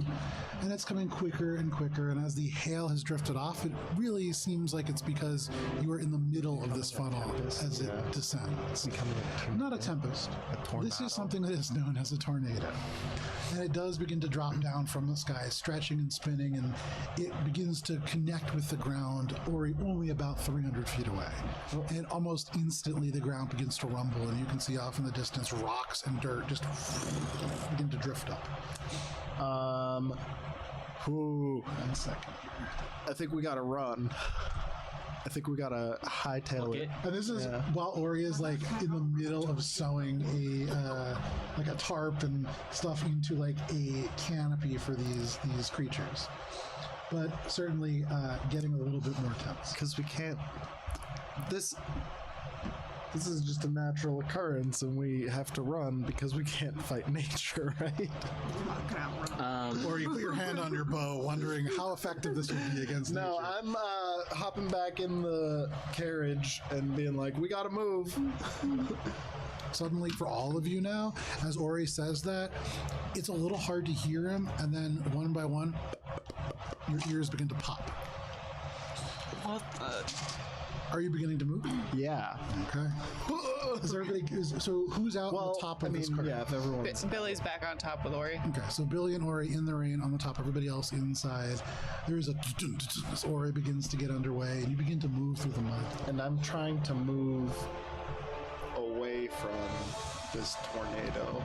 Absolutely. But Ori, as you do, almost at once, as the ground shakes and rumbles, the ground underneath you begins to make this awful slurping sound, and you recognize almost a little too late as the trees around you begin to list over, the hillside is sliding down as the mud begins to give away. The horses kind of rear up, and the cart goes sideways, and all of you are beginning to slide. Ori, as time slows down, is there anything that you or Billy, who are in the best position to do something, react to this? You can hear snaps as the wood begins to break and everything begins to I'm shift. gonna try to free the two mounts so that they can run ahead and not get, crushed by this cart as it. Billy would shout up. for Alina's to use her ring, but I don't know if I can do that when Hannah is not here. I would say to use her ring to do what? To put the cart in it. I think that's a good idea. I would say you can do that, no problem. So Alina takes out the ring and like holding it up. You've seen it before where she gives you the ring and just boom, disappears into it. This is a little bit different. Or you get over and you begin to like untie these things. The whirlwind is now really close to you, only like 100 feet away. But you are about to unhitch them and suddenly the horses kind of rattle and the reins rattle and the entire cart just disappears. And it is taken into the ring, and all of you are now in the mud. All of you who are like on the couch and like sprawled out and comfortable into the mud and into the wet rain. And that is where you are. The cart is safe for now. There's no way we could have salvaged that. No, you're right. Quick thinking to save the card. Good job. Now we need to run. What do we? I look in towards the eye of the storm. What do I see? So hang on one second. I'm just trying to get a little bit more appropriate music for all of you here. Okay. So at this point, the ground beneath you is beginning to slide and give way. And as you have all exited the cart very wisely, apparently, can I have everybody make a dexterity saving throw, please? The trees are beginning to snap and the rocks are beginning to tumble down. The mud is beginning to move around your feet. Saving throw. Yeah. 21. 23. Balance. 15. Fantastic. 23. 23. Could somebody make one for Minka and for Alina, please? I can do that. You got him. Mika's gonna be bright green. Alina's going to be gold. Gold in Oh, I am Billy's heart. so sorry, Hannah. Gold on Billy's dice. Minka's dexterity saving throw is going to be a 21 as well. Okay. Alina, however, is going to be a 6. Which is a 9. So, all of a sudden, as the ground begins to slide and give away and the trees begin to snap, all of you very, very wisely, as you are dumped out into the grass, begin to move away from this. Everybody but Alina, whose leg is caught by elements of roots that twist underneath the mud, and all of a sudden you just watch as Alina just disappears and is just swept along almost at once, like 20 feet away, and very quickly begins to drop down. Can I make a reaction to dive in after her? Yeah, you sure can. You watch as Valis dives in and the two of them 20 feet away. Am I able to like touch her? Make a, we'll say, make an athletics check. Can I try to grab Valis's leg? Yeah, make an athletics What check. are you? Make an athletics check, Corey. Well, to try to my like What was yours, Valis? pull him back. 21. I'm joking. 21? I'm not trying to do that. Valis, you grab onto Alina, and as you grab onto them, the two of you are still being I'm not swept away. grabbing onto her. I'm casting Face Step on her to Misty Step her Okay. to the side. So you reach out, you grab onto Alina, and just misty step back. And for all of you, as you watch, like Valis is sucked into the mud. Suddenly, Alina just right next to all of you. And can you make a dexterity saving throw, Valis? Yes. 14. Okay. So Valis, all of a sudden, there is and the darkness kind of overtakes you, and mud just slides all the way across you. You feel rocks at you as you are tumbled down even further. You do take at this point, as elements of rock that are quite heavy, you take 7 points of bludgeoning damage as a boulder kind of rolls across your hip, and you are sucked underneath. What is your Constitution modifier? Oh, sorry, give me 1 second to hurt myself. Yeah. Okay.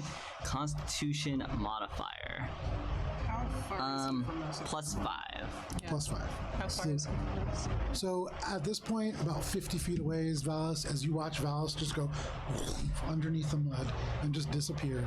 And this continues to go and slide down towards the bottom of the hill, about 100 feet below. Am I underneath the mud? Can't You are, see. correct. Okay. Do you need to be able to see them to cast that? One creature whose object of your choice that I can see is. Yeah, so unfortunately, that is not a possibility. Anybody doing anything else for Valis before it goes down to the bottom of the hill? Billy throws one end of the rope and hopes that someone just shouts catch. and then jumps down after Valis while I'm holding gonna onto one try end to of the rope. grab the rope and then see if there's anything that I can kind of grab onto as I'm. Ori, make an athletics check at advantage, and Billy, make a dexterity saving throw also at advantage. Whew. All right. Valis, you take 10 more points of bludgeoning damage as your face scrapes across the ground, but you feel your momentum slowing. 19. 19, okay. I want to try to swim upwards. Okay. Make an athletics check. You are... Okay. You feel the momentum slow, and rocks continue to pelt you, and you feel the mud swarm past your knees, past your calves, almost to where your ankles are. Let's see. Athletics check. Oh, and you're wearing heavy armor, huh? And this Yeah. is technically swimming. Go ahead and make that a disadvantage. Oh, okay. Well, good news is I rolled the same number again. Bad news is that number was 3, so 7. Valis, you surge ahead, and for all of you, you watch as Valis goes from being submerged to about his calves to down to about his ankles. And so disoriented are you, Valis, you are not aware that you are going in the wrong direction. Can Billy see you him? kind of slide at the end of this. And Billy, at this moment, you see Valis's legs like descending into the mud, and just beyond Valis, by about 50 feet, you see down to all 4 of their legs, almost to like their full torso, a little deer that is also like wedged in at this point, kind of caught in the slide. There are sticks and trees sticking out and rocks. The entire mud slide is kind of culminated down here. The Valis right in front of you. Is Billy able to like touch him? Yeah. Holding onto the rope, Billy touches him and casts Misty Step. Okay. A root wraps around your leg, and you're like, no! And you start going faster, and Valis is trying to get away from you, but you go ahead and you cast Misty Step, and in this moment, you are able to bamf Valis out. And where are you putting him? Billy is not really focused on where she's putting him, so it's probably going to be above the ground. Yeah. Just up. Okay, no worries. So you roll a d6 for me. Yes. Sorry, I love chaos. There's a lot of chaos all at once. It's a 3. A 3. All of a sudden, Valis, you can rip air into your lungs as you are above ground. The rain strikes you, and you roll over, and you hear this as this deer, startled, right next to you, where Billy has like unleashed you. And the 3 of you, it's like you and Billy on the mud, kind of slowly sinking in, but now laying flat, not like in danger. And then maybe 10 feet away, this deer, startled and very distressed, trying to like tug its way free. Billy, like, so he's up just basically next to Billy. Would a visual be perspective? Oh, Yeah. okay. A visual B perspective.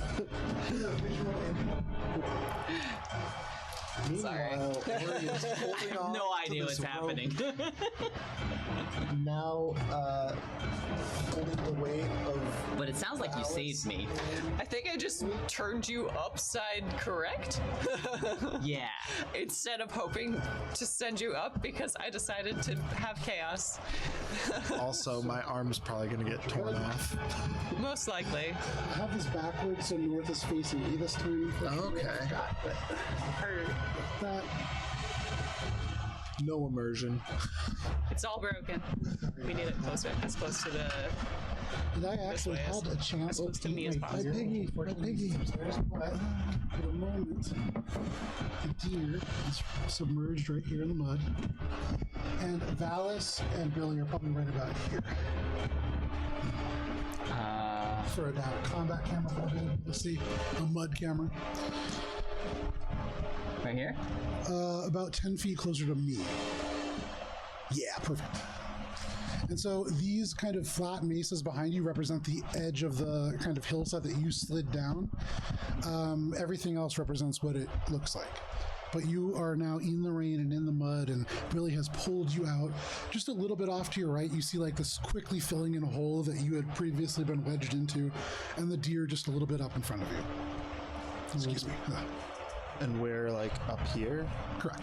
And the deer is wedged in the mud. It's like up to its belly, so all 4 of its legs are pointed down, and it's like struggling, and you could hear it just trying to pull free, but at the moment stuck. Okay. And Like, do we have a chance to do something here? Yeah. Okay. I mean, at the moment now, I mean, your brain is reeling. You're dizzy. Like, you just went down a hill underground and are very disoriented, but you are safe at the moment. Okay. Okay, so there's no more danger from the mudslide. Correct. From the mudslide. You are on top of the but mudslide. there is a battle map. Okay, thank you, Billy. Yeah, that wasn't as helpful as I wanted, because now we're down here. We're gonna come back at, and Billy, like, kind of loops the rope around Valis. Are we still in the mudslide? You are all up at the top, and because you were able to secure that rope and had that athletics check to grab on, you guys are fine. Cheshire was fine to begin with. It was really just Alina who had the problem, and then Valis as a result, and then Billy as a result. Billy, I want to cast. Go ahead. Billy loops the end of the rope around Valis, and then starts climbing up, using Valis as an anchor for the bottom and Murray's anchor for the top. So Valis, you're just kind of standing there, like not quite sure what's going on, and then you realize, oh, you're the hold point here. Am I able to kind of like? Actually, I'm gonna cast Speak with Animal and say to the deer, "Oh, quite a predicament we've gotten ourselves in."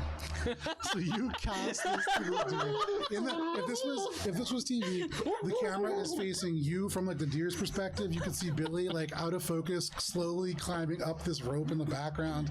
And as Billy gets further away, you're just like, quite a predicament we've got ourselves in, huh? And the deer kind of looks over and just goes from just struggling and just going to just like, you don't even know how bad it is. Look at that. And he just looks straight up, and you all hear like the deer kind of like weirdly mumbling out this kind of grunt, but looking up, it looks up into the storm and seems quite frightened by it. Okay. Do you want me to help you get out of here? He just kind of nods and just goes, we need to go before it gets down here. Do I have steady footing now? Yeah. Wait, what is it? And I'm gonna start walking towards it, the deer. Make a dexterity saving God.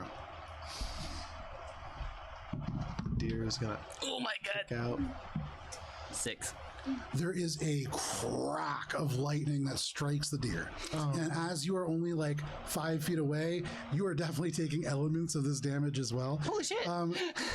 Valis, you are covered in the deer.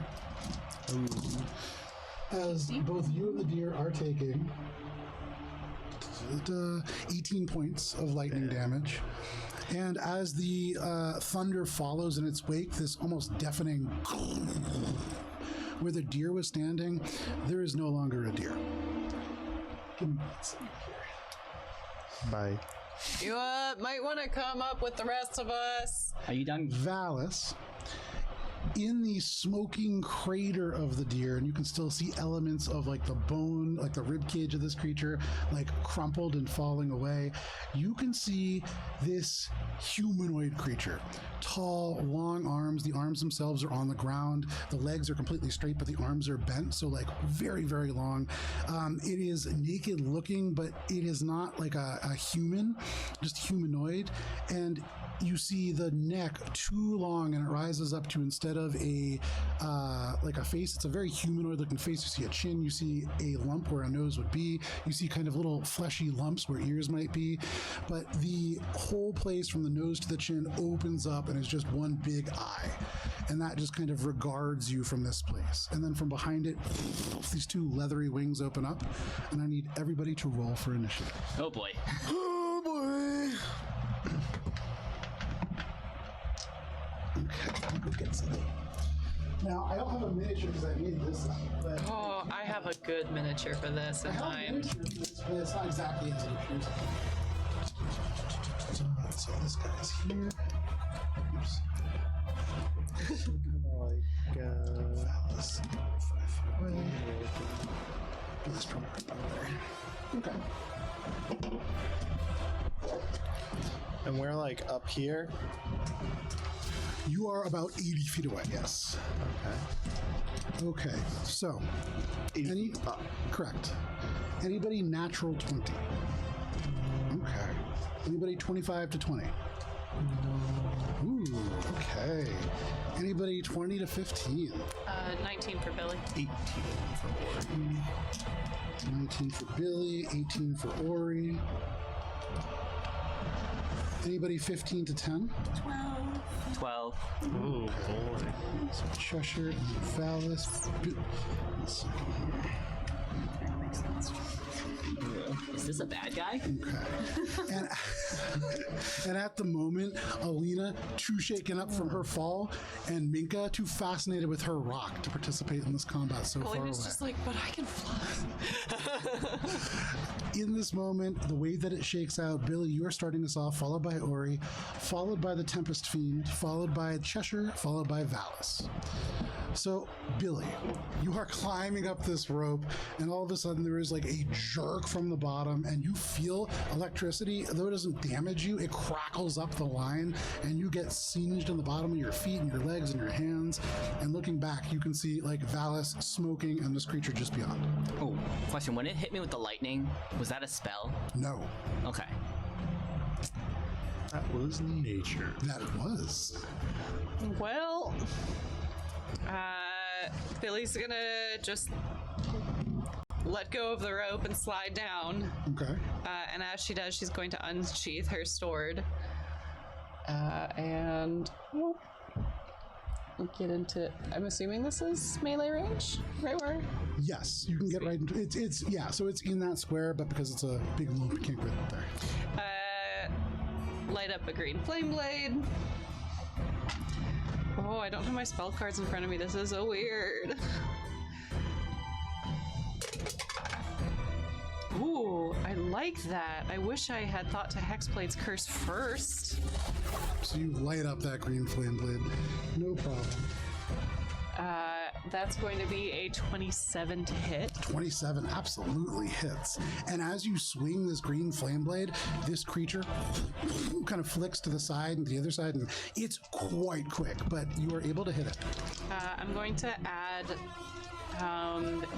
a defensive flourish, which will give me a bonus to my AC and a bonus to my damage. So that is 9 points of magical piercing, Okay. plus 6 points of fire damage, and an additional 4 points of magical piercing. Warlocks. Okay. So a total of 19 points of damage, and it seems to do the full amount. As you pull the flame blade across, it almost seems to try to flicker to the side, but not quite quick enough. Anything else, Billy? Hex! Blade's Curse. Okay.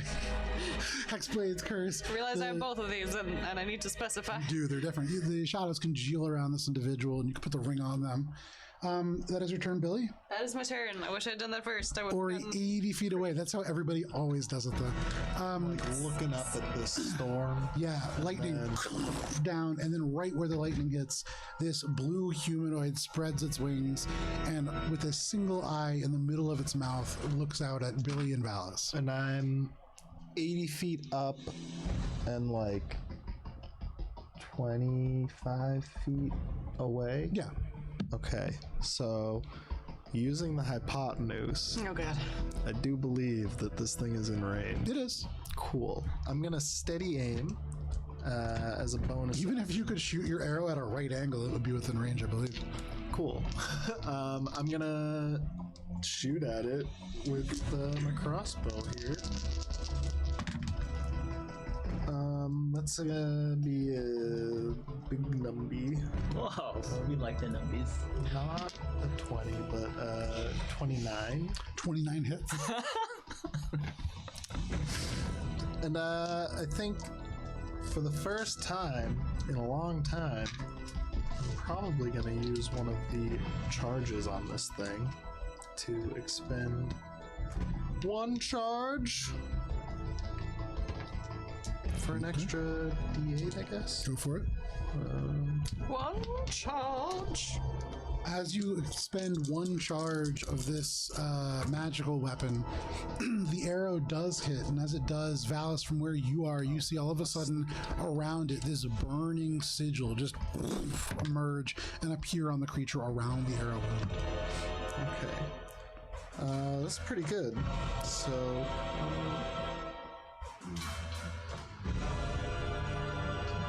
20 25 points of damage. 4 of which was fire, the rest was magical piercing. All seems to do the total amount. Cool. Now, Billy, as you are like right in front of this creature, as you hit it, it seemed to take that blow relatively easily. But even after Ori's strike, I mean, it's starting to look a little bit angry now, and you can see it's beginning to fidget and move, and the fingers twitch, and the toes begin to twitch. Angry but not hurt. No. Sweet. Love that. Anything else, Ori? I think that's gonna be it for me. Alrighty, that is Ori's turn. That is going to bring us to the Tempest Fiend. So, as an action, it looks angry, and you can see it begins to twitch and move, and then almost at once, it moves so quickly, Billy, that it looks like it takes its arms and points in 4 directions at once. And at this moment, you hear the crackle of thunder, and lightning strikes down. And as it hits these 4 points on the battlefield, suddenly, these 4 points, instead of leaving just smoking holes, leave balls of lightning behind. Ball lightning! And give me 1 second here. I got some dice I can use for this because they don't match. You don't have ball Goodness lightning? gracious, great powers of lightning. 1, we're gonna do 2, we're gonna do 3, and we're gonna do. Yeah, Billy's right there. I'll do 4. Does it move at all as a part of this? It does not. Okay, so he just conjured these Ball into being. So staying there, twitching, all of a sudden the arms in all directions, and the lightning just appears. These balls almost like crawl up, almost forms themselves. And these seem to be, in a way, almost an extension of this creature. And you would imagine these, for purposes of attacks of opportunities, probably will count. That is its action. It is going to... It's just going to stay right there. That is its turn. That brings us to Cheshire. Stop. Unsettling words. Okay. So it is going to subtract 7 from the next saving throw it makes. Does it need to be able to hear? No. Does it need to be able to understand? No. Ooh, very nice. What spell is this? It's a feature of my bard ability. Which one?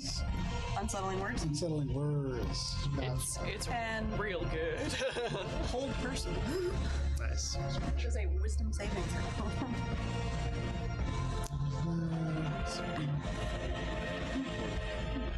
It needs to be within 60 feet of you. Move close enough. So to get close enough, at the moment you're 80 feet up and you're about 25 feet away.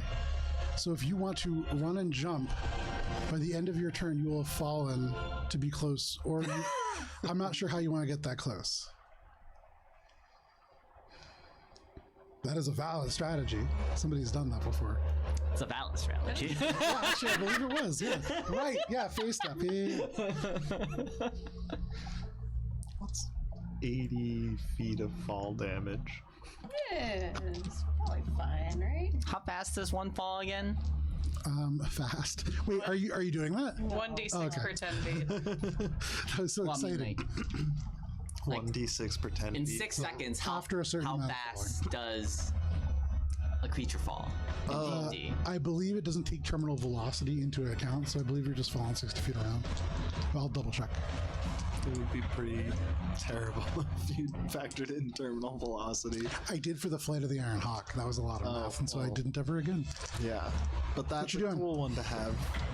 Never Terminal mind, we will velocity. do just bardic for balance. Okay, so from up top, over the crackle of thunder, you think you hear Cheshire say something. You're not sure what it is, but Valis, you feel pretty inspired by it. Very good. That is your turn, Cheshire. Backhand.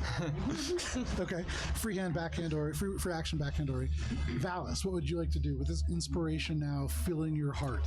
This creature directly in front of you. Free action yell. Thanks, Cheshire. Oh, I guess he did.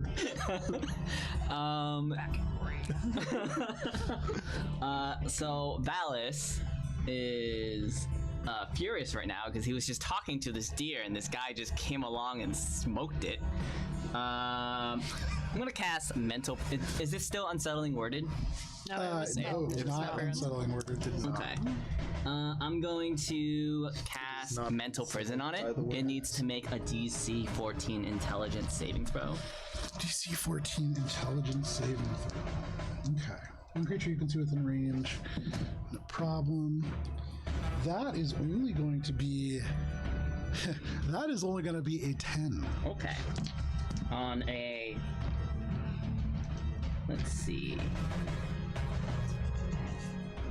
On a successful save, nope, on a failed save, the target takes 5d10 psychic damage. Let's see. 12, 14. 20. It takes 23 psychic damage, and then the area around it appears dangerous to it. So, what is dangerous to a Tempest Fiend? I'm gonna say a sunny beach. Let's see. I have no idea what I would imagine would be dangerous to a Tempest Fiend. So I'll just say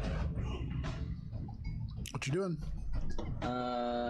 flying swords that look like they're gonna all pointing at it, so it's surrounded by that. No problem. And then there's some more stuff. Do you? Yeah, you know, I got it. you got it. All right. Yeah.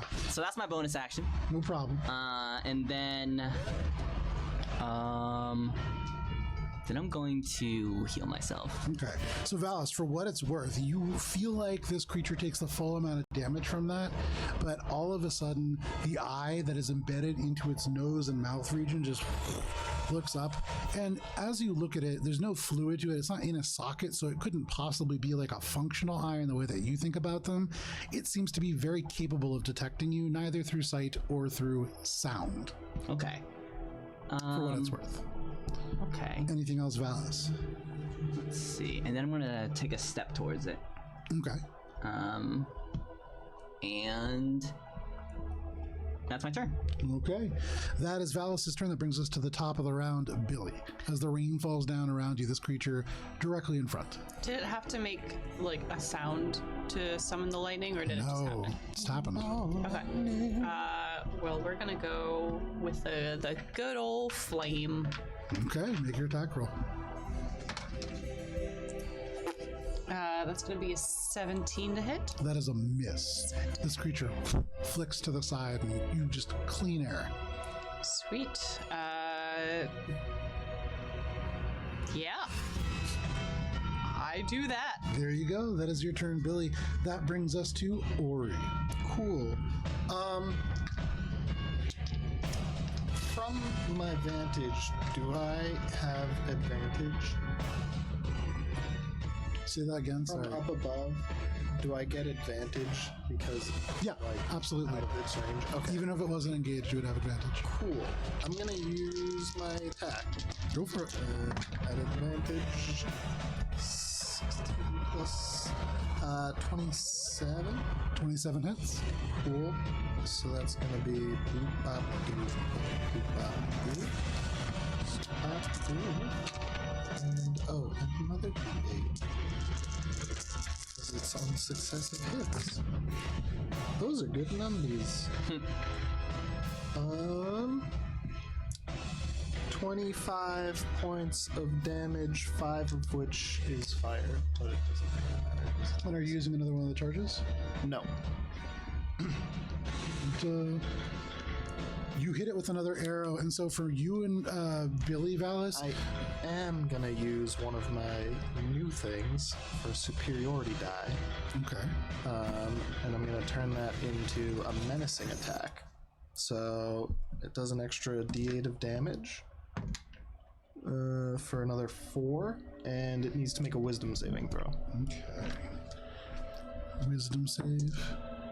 That man, not making good saves. That is going to be a 9. Oh, I love this journey for Fails. you. It is now frightened of me until the end of my next turn. Okay. No worries. Can you put frightened on him? That is your turn, Ori. That is it. You see an arrow. Oh, bonus action. I'm gonna hide. Okay, make a stealth check. You see this crossbow bolt howl out of the rain and the wind and strike this creature. The single sigil glows an equal amount of bright and seems to be burning away elements of the skin. 16. And you look up and you see Ori was the one that shot him. But no problem. That is your check. 25. Actually, 29 because I did the extra. And beyond being agitated, Billy, now this creature looks a little bit hurt. But that is Ori's turn. That brings us to... Or sorry. Yeah, that brings us to the Fiend. So now...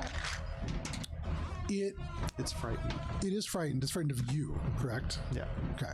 So it's not going to move because it cannot get closer to you, but it is going to pull its arms in.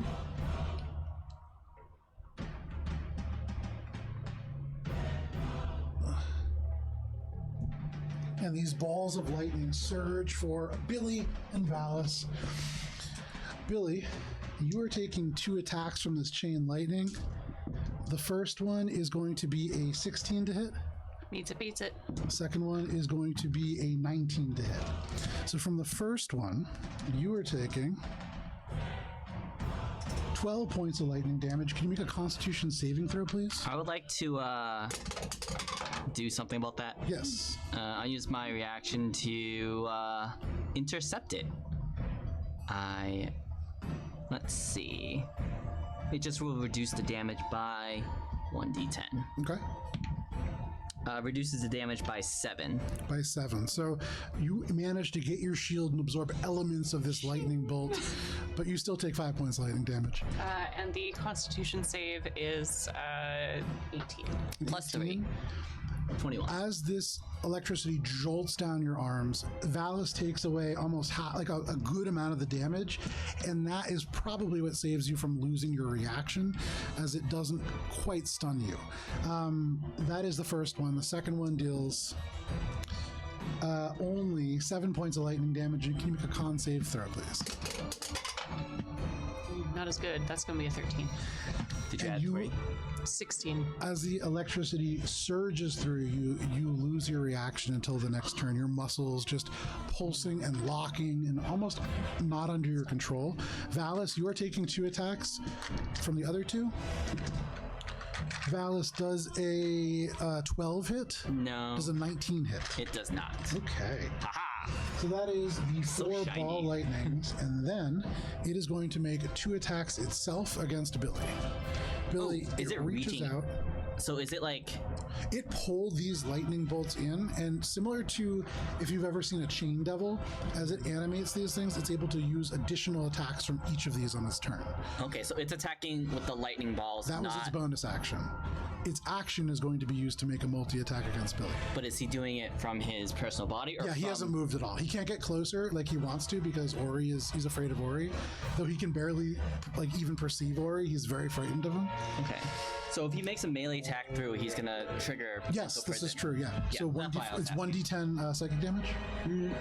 It's 10d10. Oh, very nice. Yeah, very nice.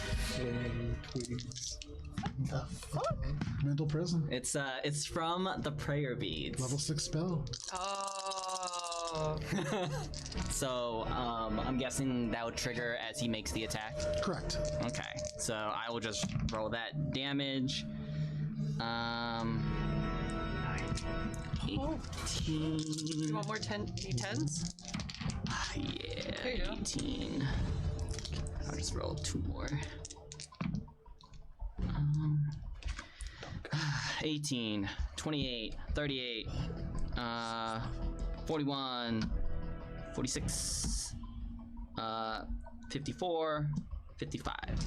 55 points of Psychic damage. And then that's the end of the spell.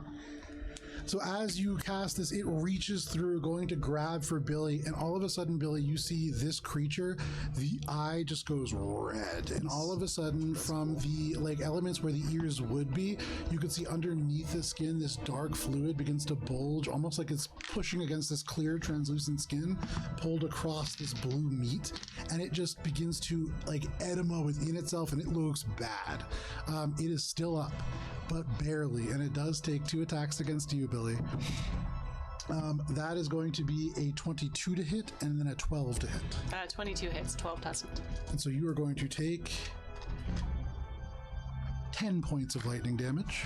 And you already lost your reaction, I believe. Correct. So that is all that it can do. And at the end of its turn, its skin crackling and it's like just almost melting on the inside.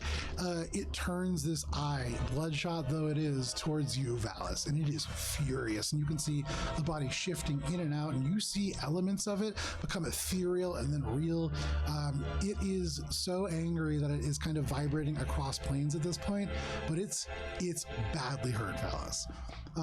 That is its turn. Sorry, that is Valis's turn. Billy. No, that was Valis's reaction. Valis's that was Cheshire. the Fiend's turn. Stupid Ori, this is your fault. Sit down on the edge of the cliff and just kick me. As an action, you kick a rock and it tumbles down. And though it doesn't strike Ori, you feel a little miffed. Full action guilt trip. That is your turn, Cheshire? Alrighty. That brings us to Valis. All right, and then I'm just gonna attack it a couple of times. Yeah, make your attack rolls. All right, first attack is. Oh, I still have that inspiration. It's a D8. Is that correct? Mm-hmm. All right, I'm gonna use that. Let's see. Dirty 20. Dirty 20? That is a miss. What? Okay. You guys have rolled crazy high or crazy low. You guys haven't really done anything in the middle range. Second attack. Yeah. You do still have Bardic. Yeah. All right. How about a second dirty 20? This one also misses. Aw, man. All right, then I am going to. A certain druid might say beans. Let's see. I think that will just. Oh, You said that I think that if I move away from these, that they will. Certainly, yeah. Okay. All right. You know what? Are there a bunch of stones in the area? Yeah, all over the place. I want to use my bonus action to use the cracked yellow diamond on the prayer beads and cast animate objects. Fantastic. So are you animating 10 stones? 10 stones in the area. Okay. All of a And sudden, the command is for them to go beat that guy up. So, Billy, you hear Valis in the rain as this, like, creature is crackling in front of him, badly hurt. Valis just says, "Get him!" And all of a sudden, you see stones just vibrate and lift out of the mud. You hear around you the sound as they're all displacing. And all of a sudden, they begin to rush towards this creature. Billy just drops. For our God! Did you get to make an attack roll for that? I can't remember if you I need the full rulebook for this, but I think they kind of come to life for like a minute and make it can attack every round. So I think I need to. What is the lifespan of a rock? Ask Minka. I guess some rocks have lived long lives.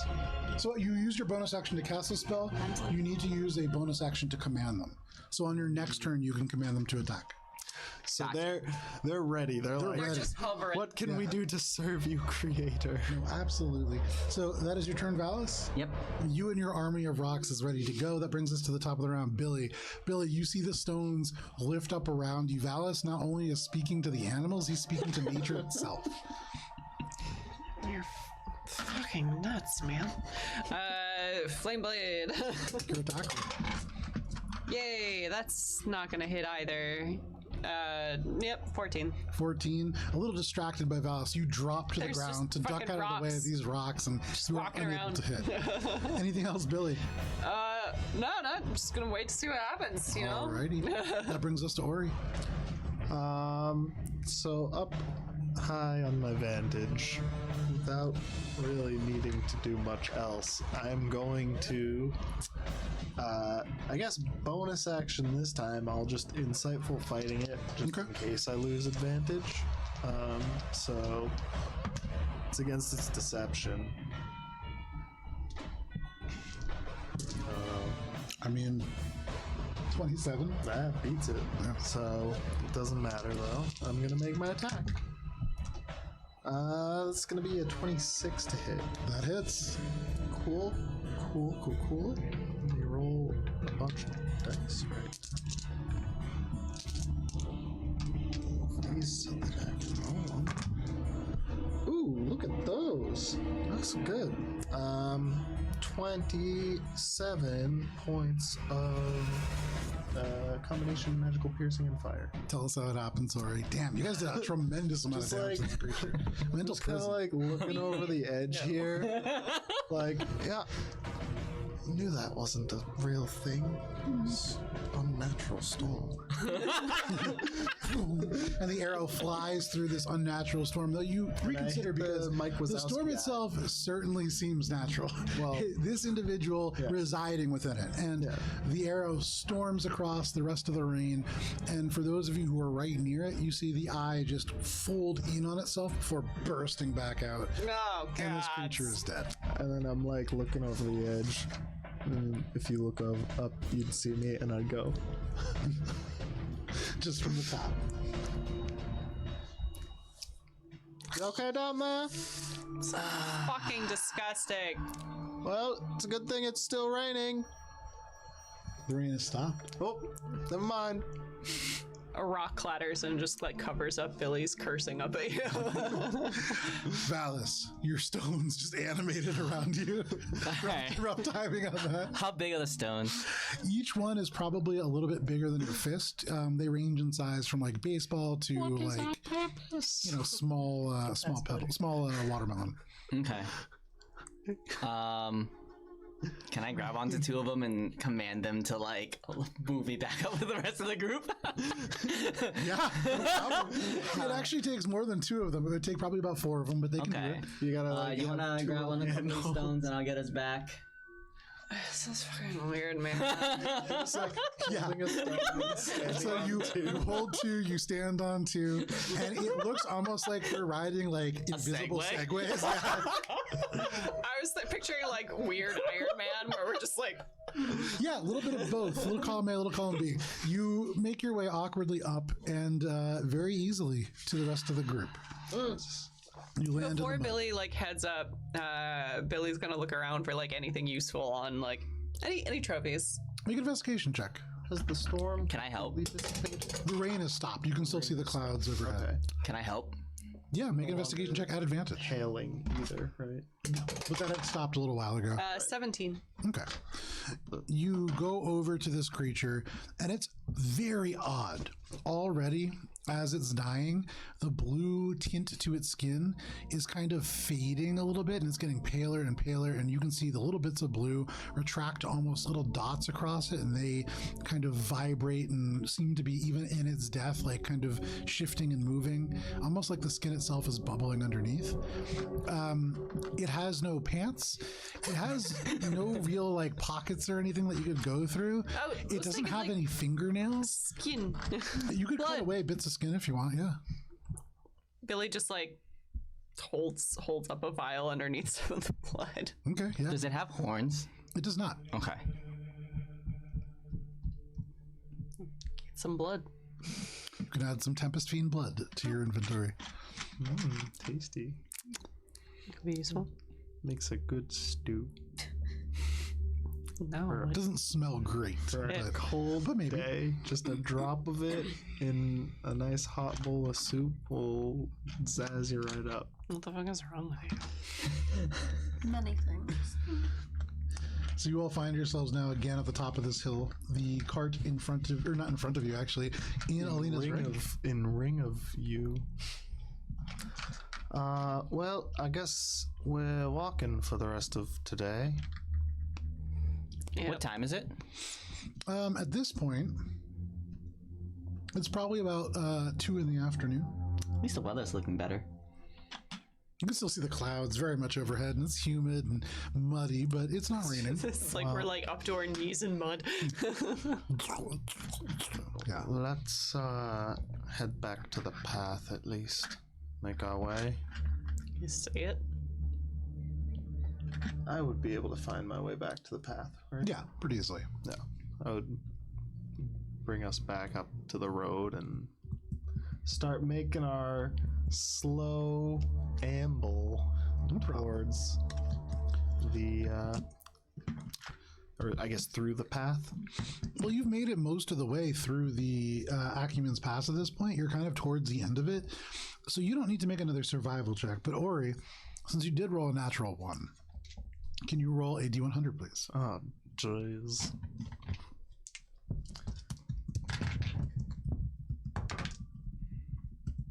$98. Okay. So, Ori, you lead the group back to the pass, and the clouds have mostly broken. The rain has largely stopped, and though it is muddy, once you get to the actual kind of path itself, there are enough stones that allow it to really hold its shape pretty solidly, and you don't find that you're having too much trouble moving at all. You get moving at a pretty good pace, not as fast as you'd be moving if you had like a magical stagecoach, but pretty quick. Ori, an hour goes by, 2 hours goes by, and the path gets a little easier to walk. On either side of you, the stones kind of drop away, and you can see now approaching a huge copse of trees, much thicker than you would recognize them, but you're approaching the area that is known as Root Creep. Normally, it would be kind of a scattered forest, and even from here in the distance, you might see somewhere like a tree moving. Now you see a wall of trees in front of you, and this is still a good couple 100 feet off. Tree ants? Trees. At least from here, that's what you can see. Wheel for my friends. Wheel.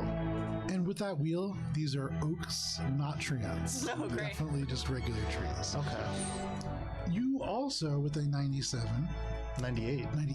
notice off and to your right, in the last kind of falling element of a big chunk of rock that could be considered maybe not a mountain, but roughly like 40 feet tall at its highest point. Cliffside. Yeah, kind of like a cliffside. There is an area where there is just a faint wisp of smoke traveling out of, in the darkness provided from the clouds, you can see the flickering of a little bit of fire. And gathered around it, you can see there are 4 or 5 grung that are kind of keeping up hot over a fire. You see, as you're passing, only about like 80 feet away now, one of them kind of looks over, and you see like a little like webbed hand kind of wave. And from this distance, you can tell they're miners. They seem to be kind of gathered around the outside of a cave, and at the moment, just around the fire. Just some minor grung. Some minor grung. But you pass by them, and before too long... I wave hello to the ground. Okay, good. They wave back. Before too long, you make your way to the end of the Acumen Pass, and you can see the band of oak and ironwood trees that just sprawls out in front of you. Each one is only about 50 feet away from the nearest one. That's much closer than they typically are. And between each one, or you can see there are dense, thorny vines that have become almost either grown or woven between them, because there does seem to be intent almost to it. And this forms about an 18-foot high barrier that is almost like a thick, overgrown bramble, very much a wall of wood. You also notice that there is a place where the path would kind of enter this, and there are places where it seems like maybe not a tunnel, but there has been space left so that you could enter through the front. Even a large creature could enter through the front, but it is very much entering into a canopy that is closed. You also notice that in front of that opening, there is a kenku. They are black of feather, and you can see they're wearing these kind of brown robes. They have a collar of iridescent red feathers, which definitely stand out even from a distance. And the bottom of their robes are stained green with old kind of grass stains. And they're just kind of posted up, and you can see the head turns to the side and regards all of you as you approach. Hello. The head just to the side, and you can just hear, "It's closed." Do you know why? the mouth opens up and just says, "But there's danger behind us. Behind us. But there's danger." Danger inside Root Creep? Yes. Oh, that's a weird one. I would, yes, use that in the future. Yes. Better. If we... Actually, do we want to offer to clear the danger if they'll let us through? Do we want to do that? Well, I don't think this is just. I think we can just go, warning us. But we already know that the tree ants. Are you... It's about the tree ants, right? Yes. Are the treants Do you know in why? danger, or are they the danger? Yes. Do you know why they are barricading themselves here now? Yes. Could you tell me? Could you... Hold on. Could you stop saying just yes? Can, You can see the head turns to the side and then turns to the side and you hear...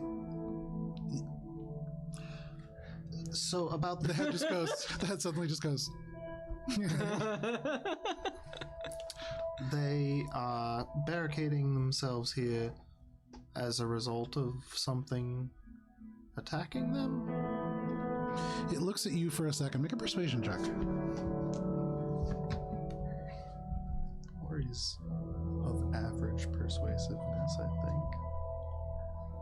Can I help him? I don't know how. Then probably not.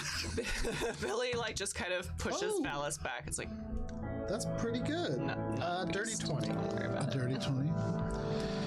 It turns its head at you for a second, and you see the hand come up and scratch this iridescent collar of feathers, and then the beak opens up, and it hangs open for a second before you hear, "Oh, yes, I know this Shari, the slumber hag. She'll try to send interlopers, and we must close the forest. Pretty bird, can you do this for us?" And then the beak shuts. oh, so that's one of the treants. The slumber Yes. hag. Say again. Shari, the slumber hag? Shari, the slumber hag. Shari, the slumber hag. That must be one of the hags Yes. from. From Candlestick, right? Yes. So Hey, Granny Applenose, also one of these hags? I don't think so. Worth a shot. Is she still in Candlestick, or is she like around the area? Yes. That was a yes Well- to a two-part question. if that's the Candlestick case, Forest. we can You just hear your voice repeat Candlestick Forest. Oh, there we go. we can probably see if the tree ants would be willing to help if they're being pestered by these hags as well. Listen, I'm something. I have a bit of a fondness for killing hags. It's my thing. Do you think they'd be interested in someone like me passing through to get to the hag area for a quicker assassination attempt? Make a persuasion check and make it at advantage.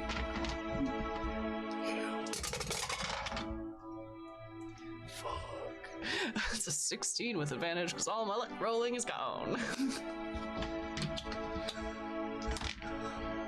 But Thumbleweed, certainly we could use outside help. No. They'll only cause trouble. But how can you be sure? Because Hazatite of the Night Sweats can command them in their sleep, and Aura, the Hag of Nightmares, can place them there. Shuts the beak. Oh, that's actually very helpful information. Yes. Can we talk to this guy? Can this just like, we'll stay here and we'll talk to him at the edge? We don't even have to enter your forest. It thinks for a second, and then the mouth opens up, and you hear, "You're welcome to take whatever danger you want." Could you relay a message to? Are you working for the tree ants? You can see the head kind of tilts to one side and then the other, and then says, I don't know. What if we could help Tumbleweed and the rest of them with this hag problem? We're with the Wandering Hearts from Hearsome. Wandering hearts from here some, it says, and then kind of tilts its head and then says, yes. So, will you send word to them that we are coming in peace? It looks at you and then just kind of again repeats the words, I don't know. And it seems like that is their way of saying, I can't help you, bro. yeah. Well, I guess we can take our chances and hope that they are willing to listen, or we can take the long route. But personally, I think having some tree ants as potential allies could benefit our eventual rendezvous with these hags. I don't know. What's your name, by the way? The mouth opens up and you can hear, in a different voice this time, Pretty Bird. Gotcha. Do you like that one? Pretty Bird. It's not a yes or a no. That's just repeating the name. Thank you for your help, Pretty Bird.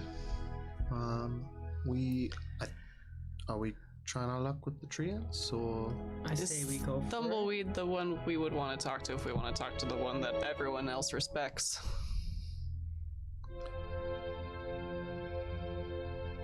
You can see they seem a little bit. Make an insight check. respects?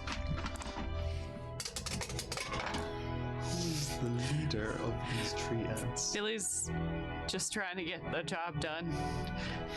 That's a 7. That's not really a yes or no question. Fair. Can you tell me the name of the leader of the tree ants? Hold on a second here.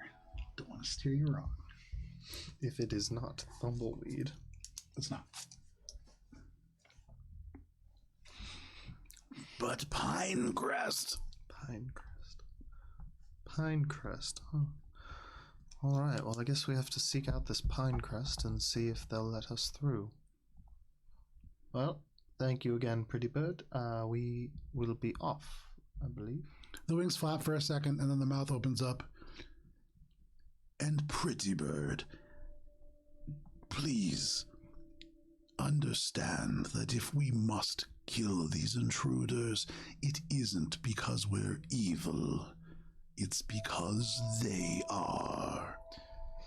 Pretty Bird. Alright, so they're not generally inclined to believe us. No. Yes. Well, thank you again, Pretty Bird. Do we still want to try our luck? I was hoping that they could potentially give us more information on this coven. That would, because it sounds like they know quite a bit. Do you want me to ring Hearsome and see if he might know anything about these tree ants? Something that we can use to have them not try to kill us when they see us? I guess that would be helpful. Should we just wait here for a minute before we enter? Do you mind? Sorry, what are you asking? If Pretty Bird minds if we wait here for a minute. Yes. Yes, you do mind? mind? Or... Oh, God. I'll step away from the group first. Okay. Boing! Boing! No problem. He always does that. You hear from behind you, Pretty Bird just go, ring, ring. But no problem. Oh, that was a good one. Well done. The lights kind of go on and the rune glows, and it glows a couple times, but there is no answer. And you would remember that Hearsome was on his way to an event. Okay. Well, I'll just leave him a message. They can leave a message, right? Not really. That's not Okay, really never a mind. function of it. Phone. I thought you said a rock. in the beginning that you could leave a message. You That could, might be a misremember. if because he didn't pick it up, it will continue to kind of wink in and out, indicating that there's a missed call, but you can't leave a message. Gotcha. That's an extra paid feature. Well, shall we head through Root Creep? So that's at least 4 treants, judging by the different voices. Right. Probably more than that. Probably more. We're pretty good at running. We can. Can you outrun something that can open up the ground below you Right. and smash you to bits in the ground? Pretty Bird's beak opens up and you hear, "Awaken the forest." Oh, fantastic. They've awakened other trees. Yes. All right, should we just go? It sounds like you think we should go around. I'm not eager to die here. I'm eager to die elsewhere. Is okay. I feel like the tree ants could help if they're. They definitely could. I don't want to die on the way to convincing them that we need help. Make a persuasion check, Ori.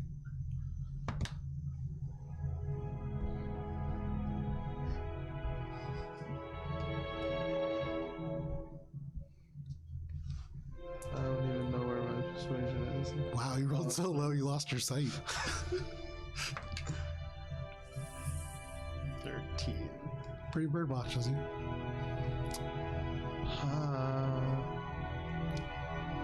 Well,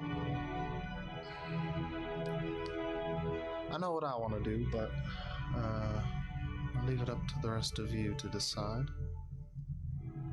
Just to be clear, there's no way for us to be able to speak to the treants before they try to attack us.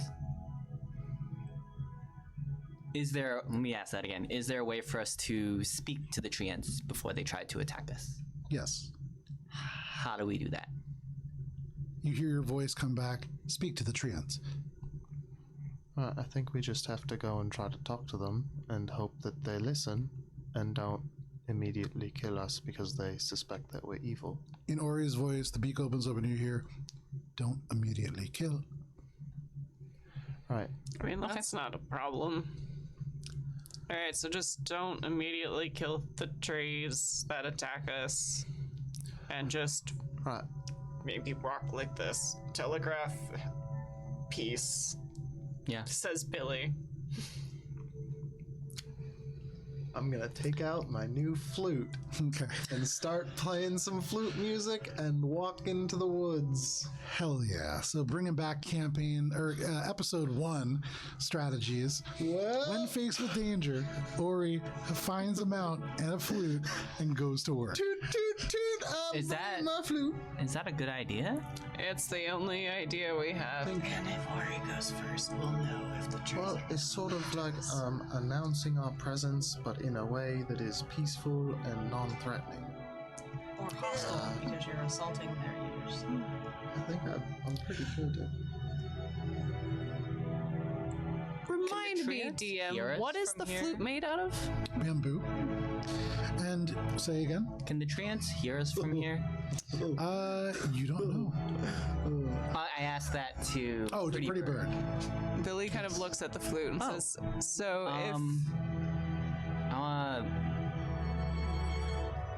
that they can just hear me talking right now, or do I need to It's get not closer really to a the yes tree? or no question. Okay. hey, Ori, if I were to suddenly walk through your bedroom with a pipe made out of the leg bone of your loved one, how would you feel about me?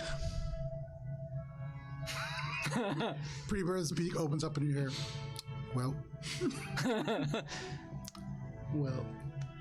I want to try something. I don't know if it's gonna work, but I'm gonna walk up to the oak tree and put my hand on it, and I want to say in Sylvan, Pinecrest of Root Creep, we of the Wandering Hearts wish to pass through and seek an audience with you. We wish to pass through these woods. We mean no harm. We go on our way to the Candlestick Forest to encounter the hags that we know plagues your woods here. Okay. Make a persuasion check. I like that. 14. You stand there, you put your hand on the tree, and you listen. You hear the wind rustling through the leaves, and you can hear elements of far off in the distance, just a few little raindrops or elements of moisture kind of dripping from leaf to leaf. But you don't hear any tree ants. And then you hear from behind you, pretty. And that's it. Okay. I don't know if they heard me, but do we still want to try to walk through the forest? I vote that we go and try to speak with the tree ants. It's either that or we spend the time going the long route and don't have help from potential allies. I am willing to take this chance. What help are they going to offer? Realistically, because all they did was close their forest. Right, but tree ants are generally quite long-lived. They probably have at least some knowledge that they could impart. Especially being so close to the Candlestick Forest, they probably are quite in tune with that. Aside from what you told us already about the hags, any other information?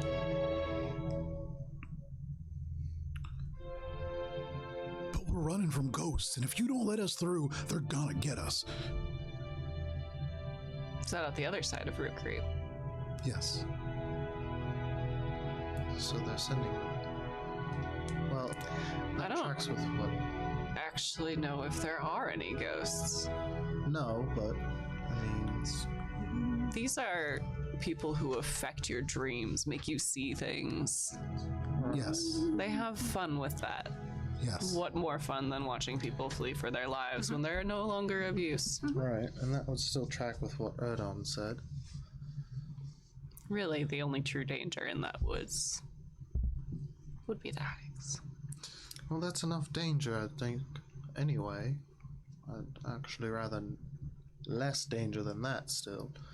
Which is, again, why I think we could maybe get some help from the tree ants. I'm fine with killing them myself. Well... If you want to travel alone on the long route, you are welcome to do so. And if you want to get smashed by tree ants before you even make it out of Root Creep, you're welcome to do so. Well, I mean, I've been through Root Creep before. Yeah, but I mean, last time you went through, you could just close your eyes and run and probably not run into a tree. It's very different now. You could walk through Root Creep and not even really consider it a forest last time you went through. It was kind of like a wooded plain or a wooded prairie, or maybe like a slightly ingrown meadow, but now it's truly a forest. Well, I don't mind taking along. I know where to be.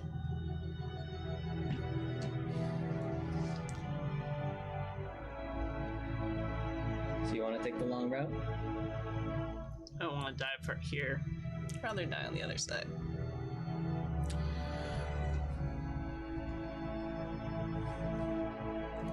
I think that if we are going to go this way, it would help eventually, even if we don't gain the tree ants' help. Helping them is ultimately part of our objective if they're being plagued by the hags. And so I would like to try and do what we can. Fine. Alice, you've tried talking to the trees. You don't speak to plants. You speak to animals. Yeah. Animals can probably speak to the trees. They probably don't care about the animals coming through the woods. They probably welcome them through. Am I right? But how can we help the smaller creatures if we let the larger ones in? Find a bird. Besides Pretty Bird. Pretty Bird. Has a job. I look up. Not a bird. Are there any birds? Make a perception check. Someone's name is Bird. Pretty, yes. Oh my god. 8. Billy's The gonna rain help. seems to have really maybe grounded most of the birds in this region. Make a perception check with advantage, I guess. Billy takes you by the shoulder. No, over this way. 20.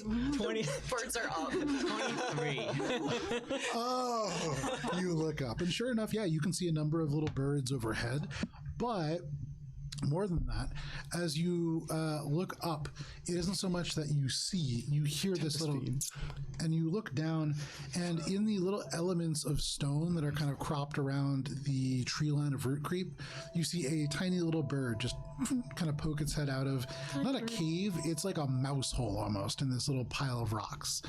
And you can see it has a little yellow band around its otherwise very brown head, and it just darts out, and you can see a worm has come up from the rain, and it just grabs it and just lets out a little, and just disappears underneath and into the little hole again. And there are definitely birds around. These ones are actually rock-dwelling birds. Okay. I want to cast Speak with an Animal Okay. and try to talk to that one I just saw that took the worm. Okay. Hey, little guy. So you go over, make an animal handling check at advantage. Whoa. I like having an advantage. Good, because the first roll was bad. The second roll is a little bit better. 14.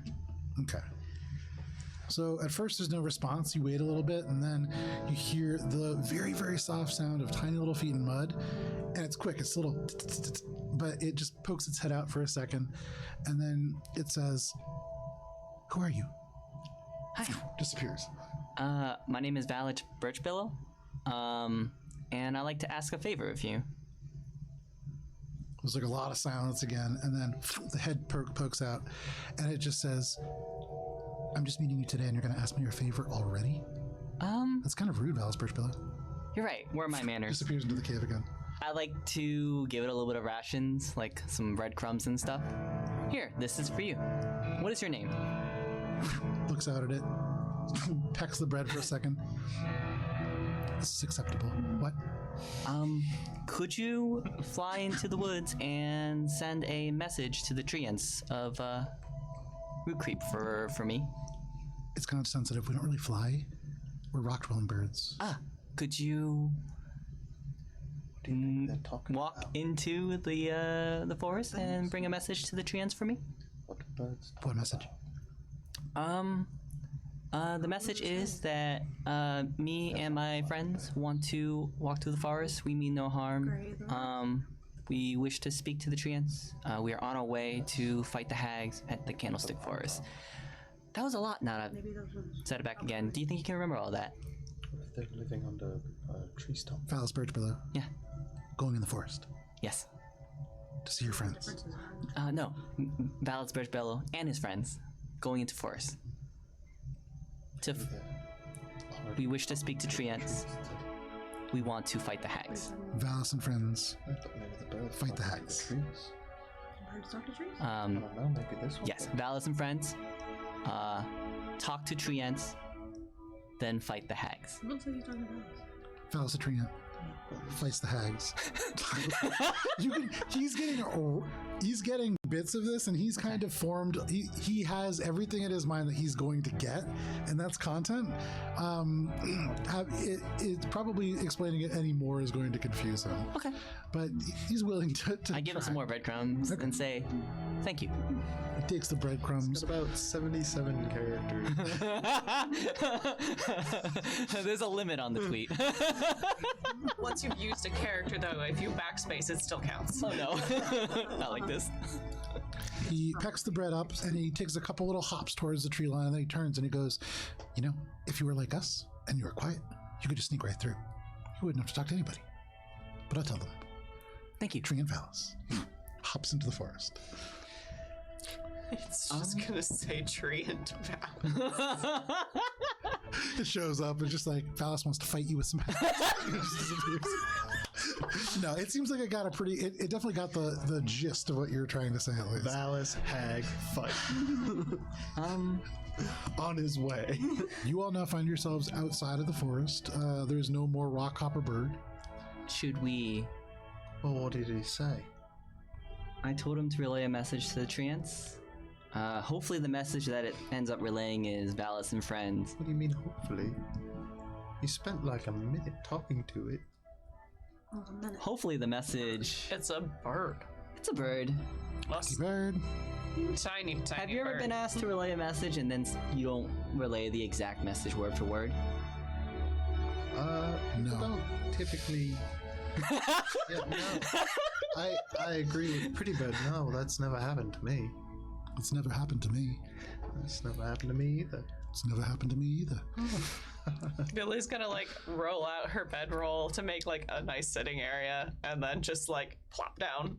The beak I think opens up and you hear. I think we need to walk through the forest. I don't think we can just wait here. Right, well, that was what I was hoping we could do. I've sent a message ahead. I think we can walk through, and we should probably not. We should probably try to be quiet and. As in, don't play the flute as we walk through the forest. Right, I put it away, but you're telling. You see the humor here, right? Yes, we will try to be quiet, Valis. Okay. We'll try to be quiet. I start walking. Billy Into the woods. like starts taking off her armor. So you walk a little ways into the woods, no worries. Billy begins to take off their armor. I thank Pretty Bird before I go. Thank you, Pretty Bird. Okay. Pretty Bird turns and kind of looks at you. What does Pretty Bird like? Does Pretty Bird, what catches your fancy? Well, hang on. Pretty Bird turns and looks at you and then just says, "There is great danger out there. Careful." Thank you. For you, what are you saying to Pretty Bird? Well, how can we repay you for your help? It's not really a yes or no question. Working with us is all that you need to do. Help us. All right. Well, I will try my best. Thank you, Pretty Bird. Pretty Bird. Is there anything else that you want to do before you settle in for the evening? Oh wait, are we? No, we're sneaking. Oh, you're sneaking in. Sneaking Okay, into sorry. the woods, right? Who is unrolling their bedroll? Billy wanted to make a. Billy was gonna just wait outside the. It's almost nighttime. Billy was gonna just lay down and have camp is it outside the nighttime forest. already? It's like 6 o'clock, and so yeah, it's definitely moving in that direction. Oh. Oh, do we want And to? then the message Well, can if get it's passed like at night. 6, how Okay. long? How long would it have taken to get through Root Creep when it wasn't overgrown like this? Maybe a day, maybe a little bit more, but it hard to tell now. Okay. But it would have been an extra day or two to go around, right? With your cart, yes. Yeah, And so no. when Ori is thinking about time in the past, he's also thinking about it either on foot or like in a regular cart. You guys are moving about twice as quick as like standard travel, and so it's a little bit different. If you had the cart and this was as it was before, you could make it through in about 8 hours, but it's not. Either way, I don't feel like sleeping in a forest where we're probably gonna get killed. That's a good point. So let's make camp here. Hope our message goes through, and we'll walk through tomorrow morning. I guess that's the best we can do. Alright. Maybe. The mouth opens up and you hear, hope is for suckers. He's got a point. Was that Cheshire's voice? No, I haven't heard that voice before. Maybe we should not build a fire this evening. I'm cool with that. Yes. Burn more of their kind, Ori. I said no. Although I also think that. Oh, never mind. Neither here nor there. Billy tosses like some food to Pretty Bird. Okay. Only polite. You hear Valis's voice come back. Thank you. Alright, well, you're welcome to camp with us for the night if you don't have to stay in this exact location. Pretty Bird opens their mouth and they say, "Try to keep people from entering the forest. You'll understand if we have to kill them. It's because they came in." And he just kind of nods his head and then goes over and kind of posts back up in front of the opening. Right. Well, One last question. Was one of those voices that I hear a man named Athorian? No, although the accent exactly like Athorian's, and so you would imagine probably from the same place. Gotcha. A little bit more feminine was that voice, although not terribly so. But yeah. I guess we're settling in for the evening then. Yeah. I guess we're camping, setting up camp. You set up your camp outside of this kind of magical forest, and as you spend a little bit more time here, every now and then off in the distance you do hear these like loud creaks and thumps and the rattling of larger creatures or entities moving within this forest. You hear the sound of the night birds as they kind of come alive within this place, and kind of as Billy speculated, it seems like regular beasts have no problem in here. And we'll have to see about Valis, because Valis is making his way into the woods. Oh no, I'm not. I thought we were all. I thought you were just like, well, No, I thought all right. I thought the plan was to send the bird ahead and then we'll go. But camping does make more sense. So is there anything that you want to do before you settle down for the night? Yes, I like to saddle next to Ori and talk to Ori. Okay. I'm probably gonna play my flute for a little before bed because it's a new flute from a good friend, and I'm not in the woods yet. You gotta play your friend's I flute. feel like Billy throws something at Ori and it's like, again, piping through a leg bone of your dearest beloved. that's not how it is though. It's part of nature. Trees die too. I didn't kill the tree for this. But you may have found a bone and hollowed it out. The birds eat the worms. They don't get upset at the birds. The bird doesn't pipe a musical note through the worm's bugs carcass eat their leaves. The bugs don't to survive. get crushed by the tree ants. I think they understand that much. Again, survival. Different from casual piping. Respectful piping. You hear the respectful notes drifting through the night sky. It's just like a quick little, get the tuning of it. Sure, and it's not just a little out of tune. There are places where the wood is split a little bit, and so you have to take some time to like work elements of it back into place, and to the best of your ability, apply some resin to like keep the air from seeping out of those spots. But by the end of the time, you have a decently tuned instrument. Hey, you say something, Valis? Yeah. What was with that question about a flute? Did you? What? Well, was there a reason why Billy brought up a flute?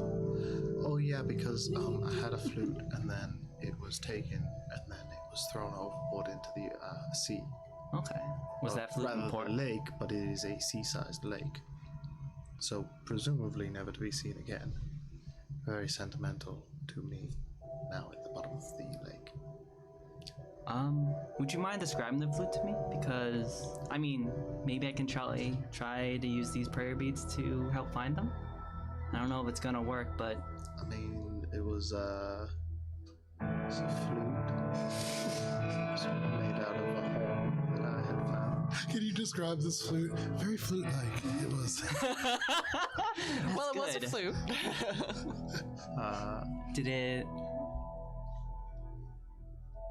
Did it have any designs or inscriptions on it? Was it just a plain Well, flute it made was. out of a I horn? had found the horn, and so I then crafted it into the flute.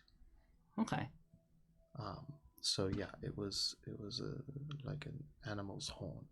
Okay. And how did it make its way into the lake? Through a series of events that had a very. It actually wasn't the lake. That would be much better. It was the actual ocean. It was the actual. It was the actual ocean. So it's actually, literally yes, at the it is bottom. Which literally ocean? At the bottom of the ocean. The Emerald Expanse. The Emerald Expanse. Very expansive ocean. What ship were you on? It was the one with Sade, the person they had I upset. snicker at that. But this was actually man. as a result of, I believe,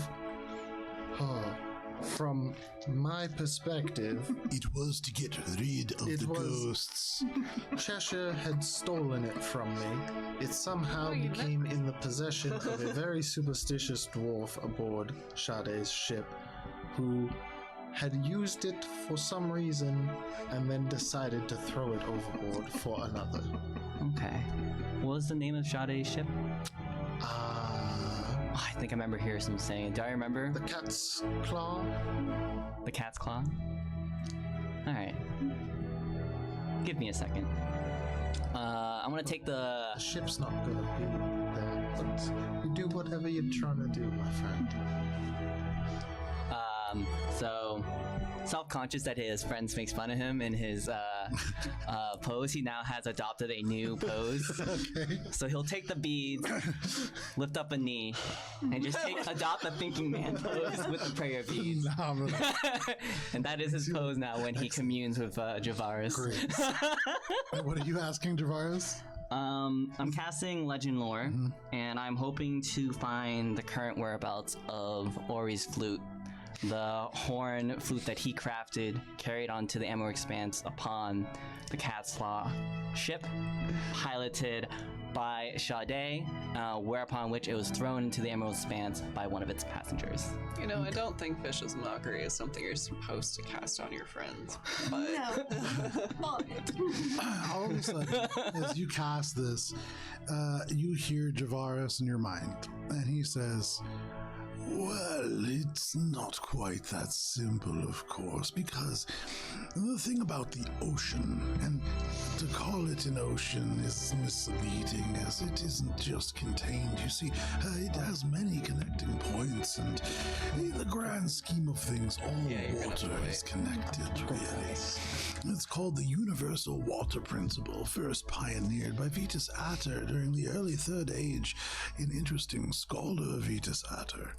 You making a persuasion check? Yeah.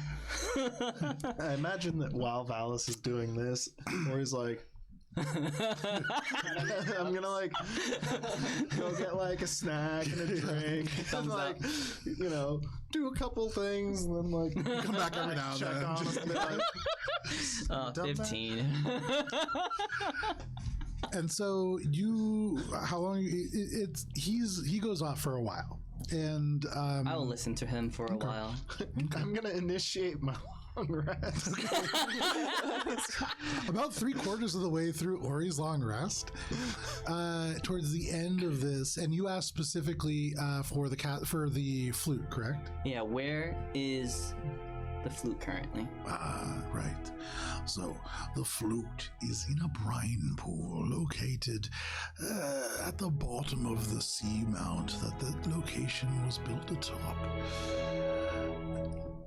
Can you say that one time? Yes, at the bottom of a seamount within a brine pool. You know brine pools, of course. Toxic to individuals that go within it.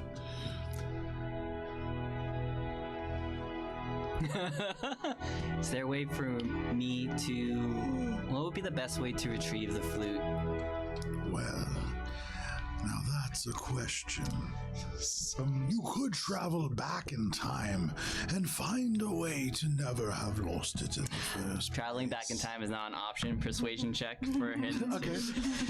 14. Come to the chase, old man! But Valis, it is. Let me tell you about time. should Billy roll a perception check for first watch? Yeah, for sure. Because, and make made a it Constitution through- saving throw, because this definitely sweeps you up into exhaustion I've territory. made it through my Oh long my rest God. by the end of this, presumably. Probably. Natural 1. Oh, You take a. Give me 1 Yikes. second. I believe you take 2 levels of exhaustion, my friend. 2 levels. Oh. That's bad. Okay, so. Staying up all night talking to your beads. Lack of trench. No. Did you also roll? Yeah. So you take 2 levels of exhaustion. As Valis, you lose track of time. Oh no. You stay up. You vaguely are aware of Ori getting up. You are vaguely aware of, what was your check? 16. 16. Of Billy's watch passing relatively without issue. Although it seems like in the periphery of your vision, never mind. Bill, your watch goes without issue, although the birds get pretty loud at one point. Did Valis ever wake up? I can't tell if it's like a trance or Well, if he's it's just. still- No, he's still talking to the beads. I think that's. You know, they seem pretty cool, not- but at not the in a same trance. time, like, you have to talk to them for so long. And It seems that's neat. where minutes come from. Now, hours, on the other hand, and it's like about where you are at the stage of the conversation. Is that a vein bulging in his head? Well, Who's taking the second watch? I'll take second watch because I'm fully rested. I can watch the rest of it. So, Ori, No. good night. 2 hours into your watch, Valis snaps awake and looks exhausted, very tired. And Valis, you do learn. Sleep. Did he answer the question? So remind me again of the question. How do I retrieve the The flute at the flute bottom of the. from the bottom of the brine pool at the top of the seamount? He said. So you learn after all that time that with a valuable enough diamond, there is a spell called reverse time. And if you had employed it a mere 10 seconds after you lost the flute, it would already be back in your hand. But since you didn't do that, the next best option, the individual that pioneered this technique, they really were one of the founding members of the, and he just kind of like goes off onto this next stage. And you get the sense that you probably want to go to sleep. Yeah, I'm gonna You haven't say rested. tell him that I'm sorry, but it is getting late and I must rest now. Well, we'll start at the beginning tomorrow, Valis.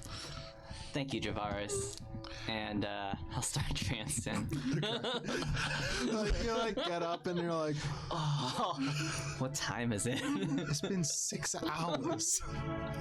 Like, pink light is starting to appear on the horizon. What did you do? Talk about it in the morning. I'm really tired right now. I'll start beats trancing. Okay. You trance. You can remove 1 level of exhaustion for free. I think the beads are cursed.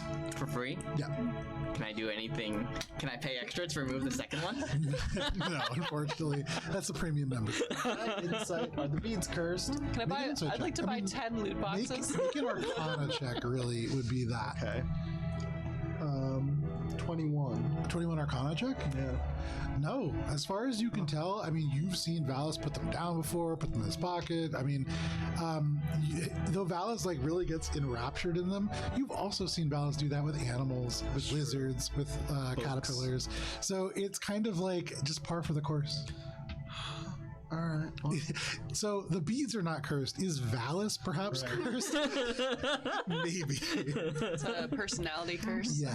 It's a curse of personality. Not a I cult. guess he's thorough attention to detail. Everybody can mark off a long rest. And as the day dawns on Friday, The 27th of summer. 27th of Summertide, because it is 10:15, this is where we're going to stop for the evening. But you have successfully defeated the Tempest Fiend, which was actually supposed to be a deadly encounter, which you guys absolutely wrecked. For which, beads! I mean, damn. Yeah, that's Prayer beads. Yeah. And Joe rolling poorly on the saving throw. Yes. Well, I mean, so one of the things about him is his AC 22, like real beefy, real tanky because of how fast he is. But that didn't matter. He has terrible not a saves. smart That was fella. kind of his weeks. Anyways, thank you for joining us for this session of Adventures in Alberon Courts of Everest. We'll be back next week. But if you can't wait that long, you could join us for the re-airing of this or Starfinder on Sunday at YouTube at Alberon RPG, or you could join us live for Starfinder when we play our next session on Thursday at 6:30 p.m. Eastern Standard Time right here on Twitch. But until then, please stay safe. We'll see you next week. Goodbye. Bye.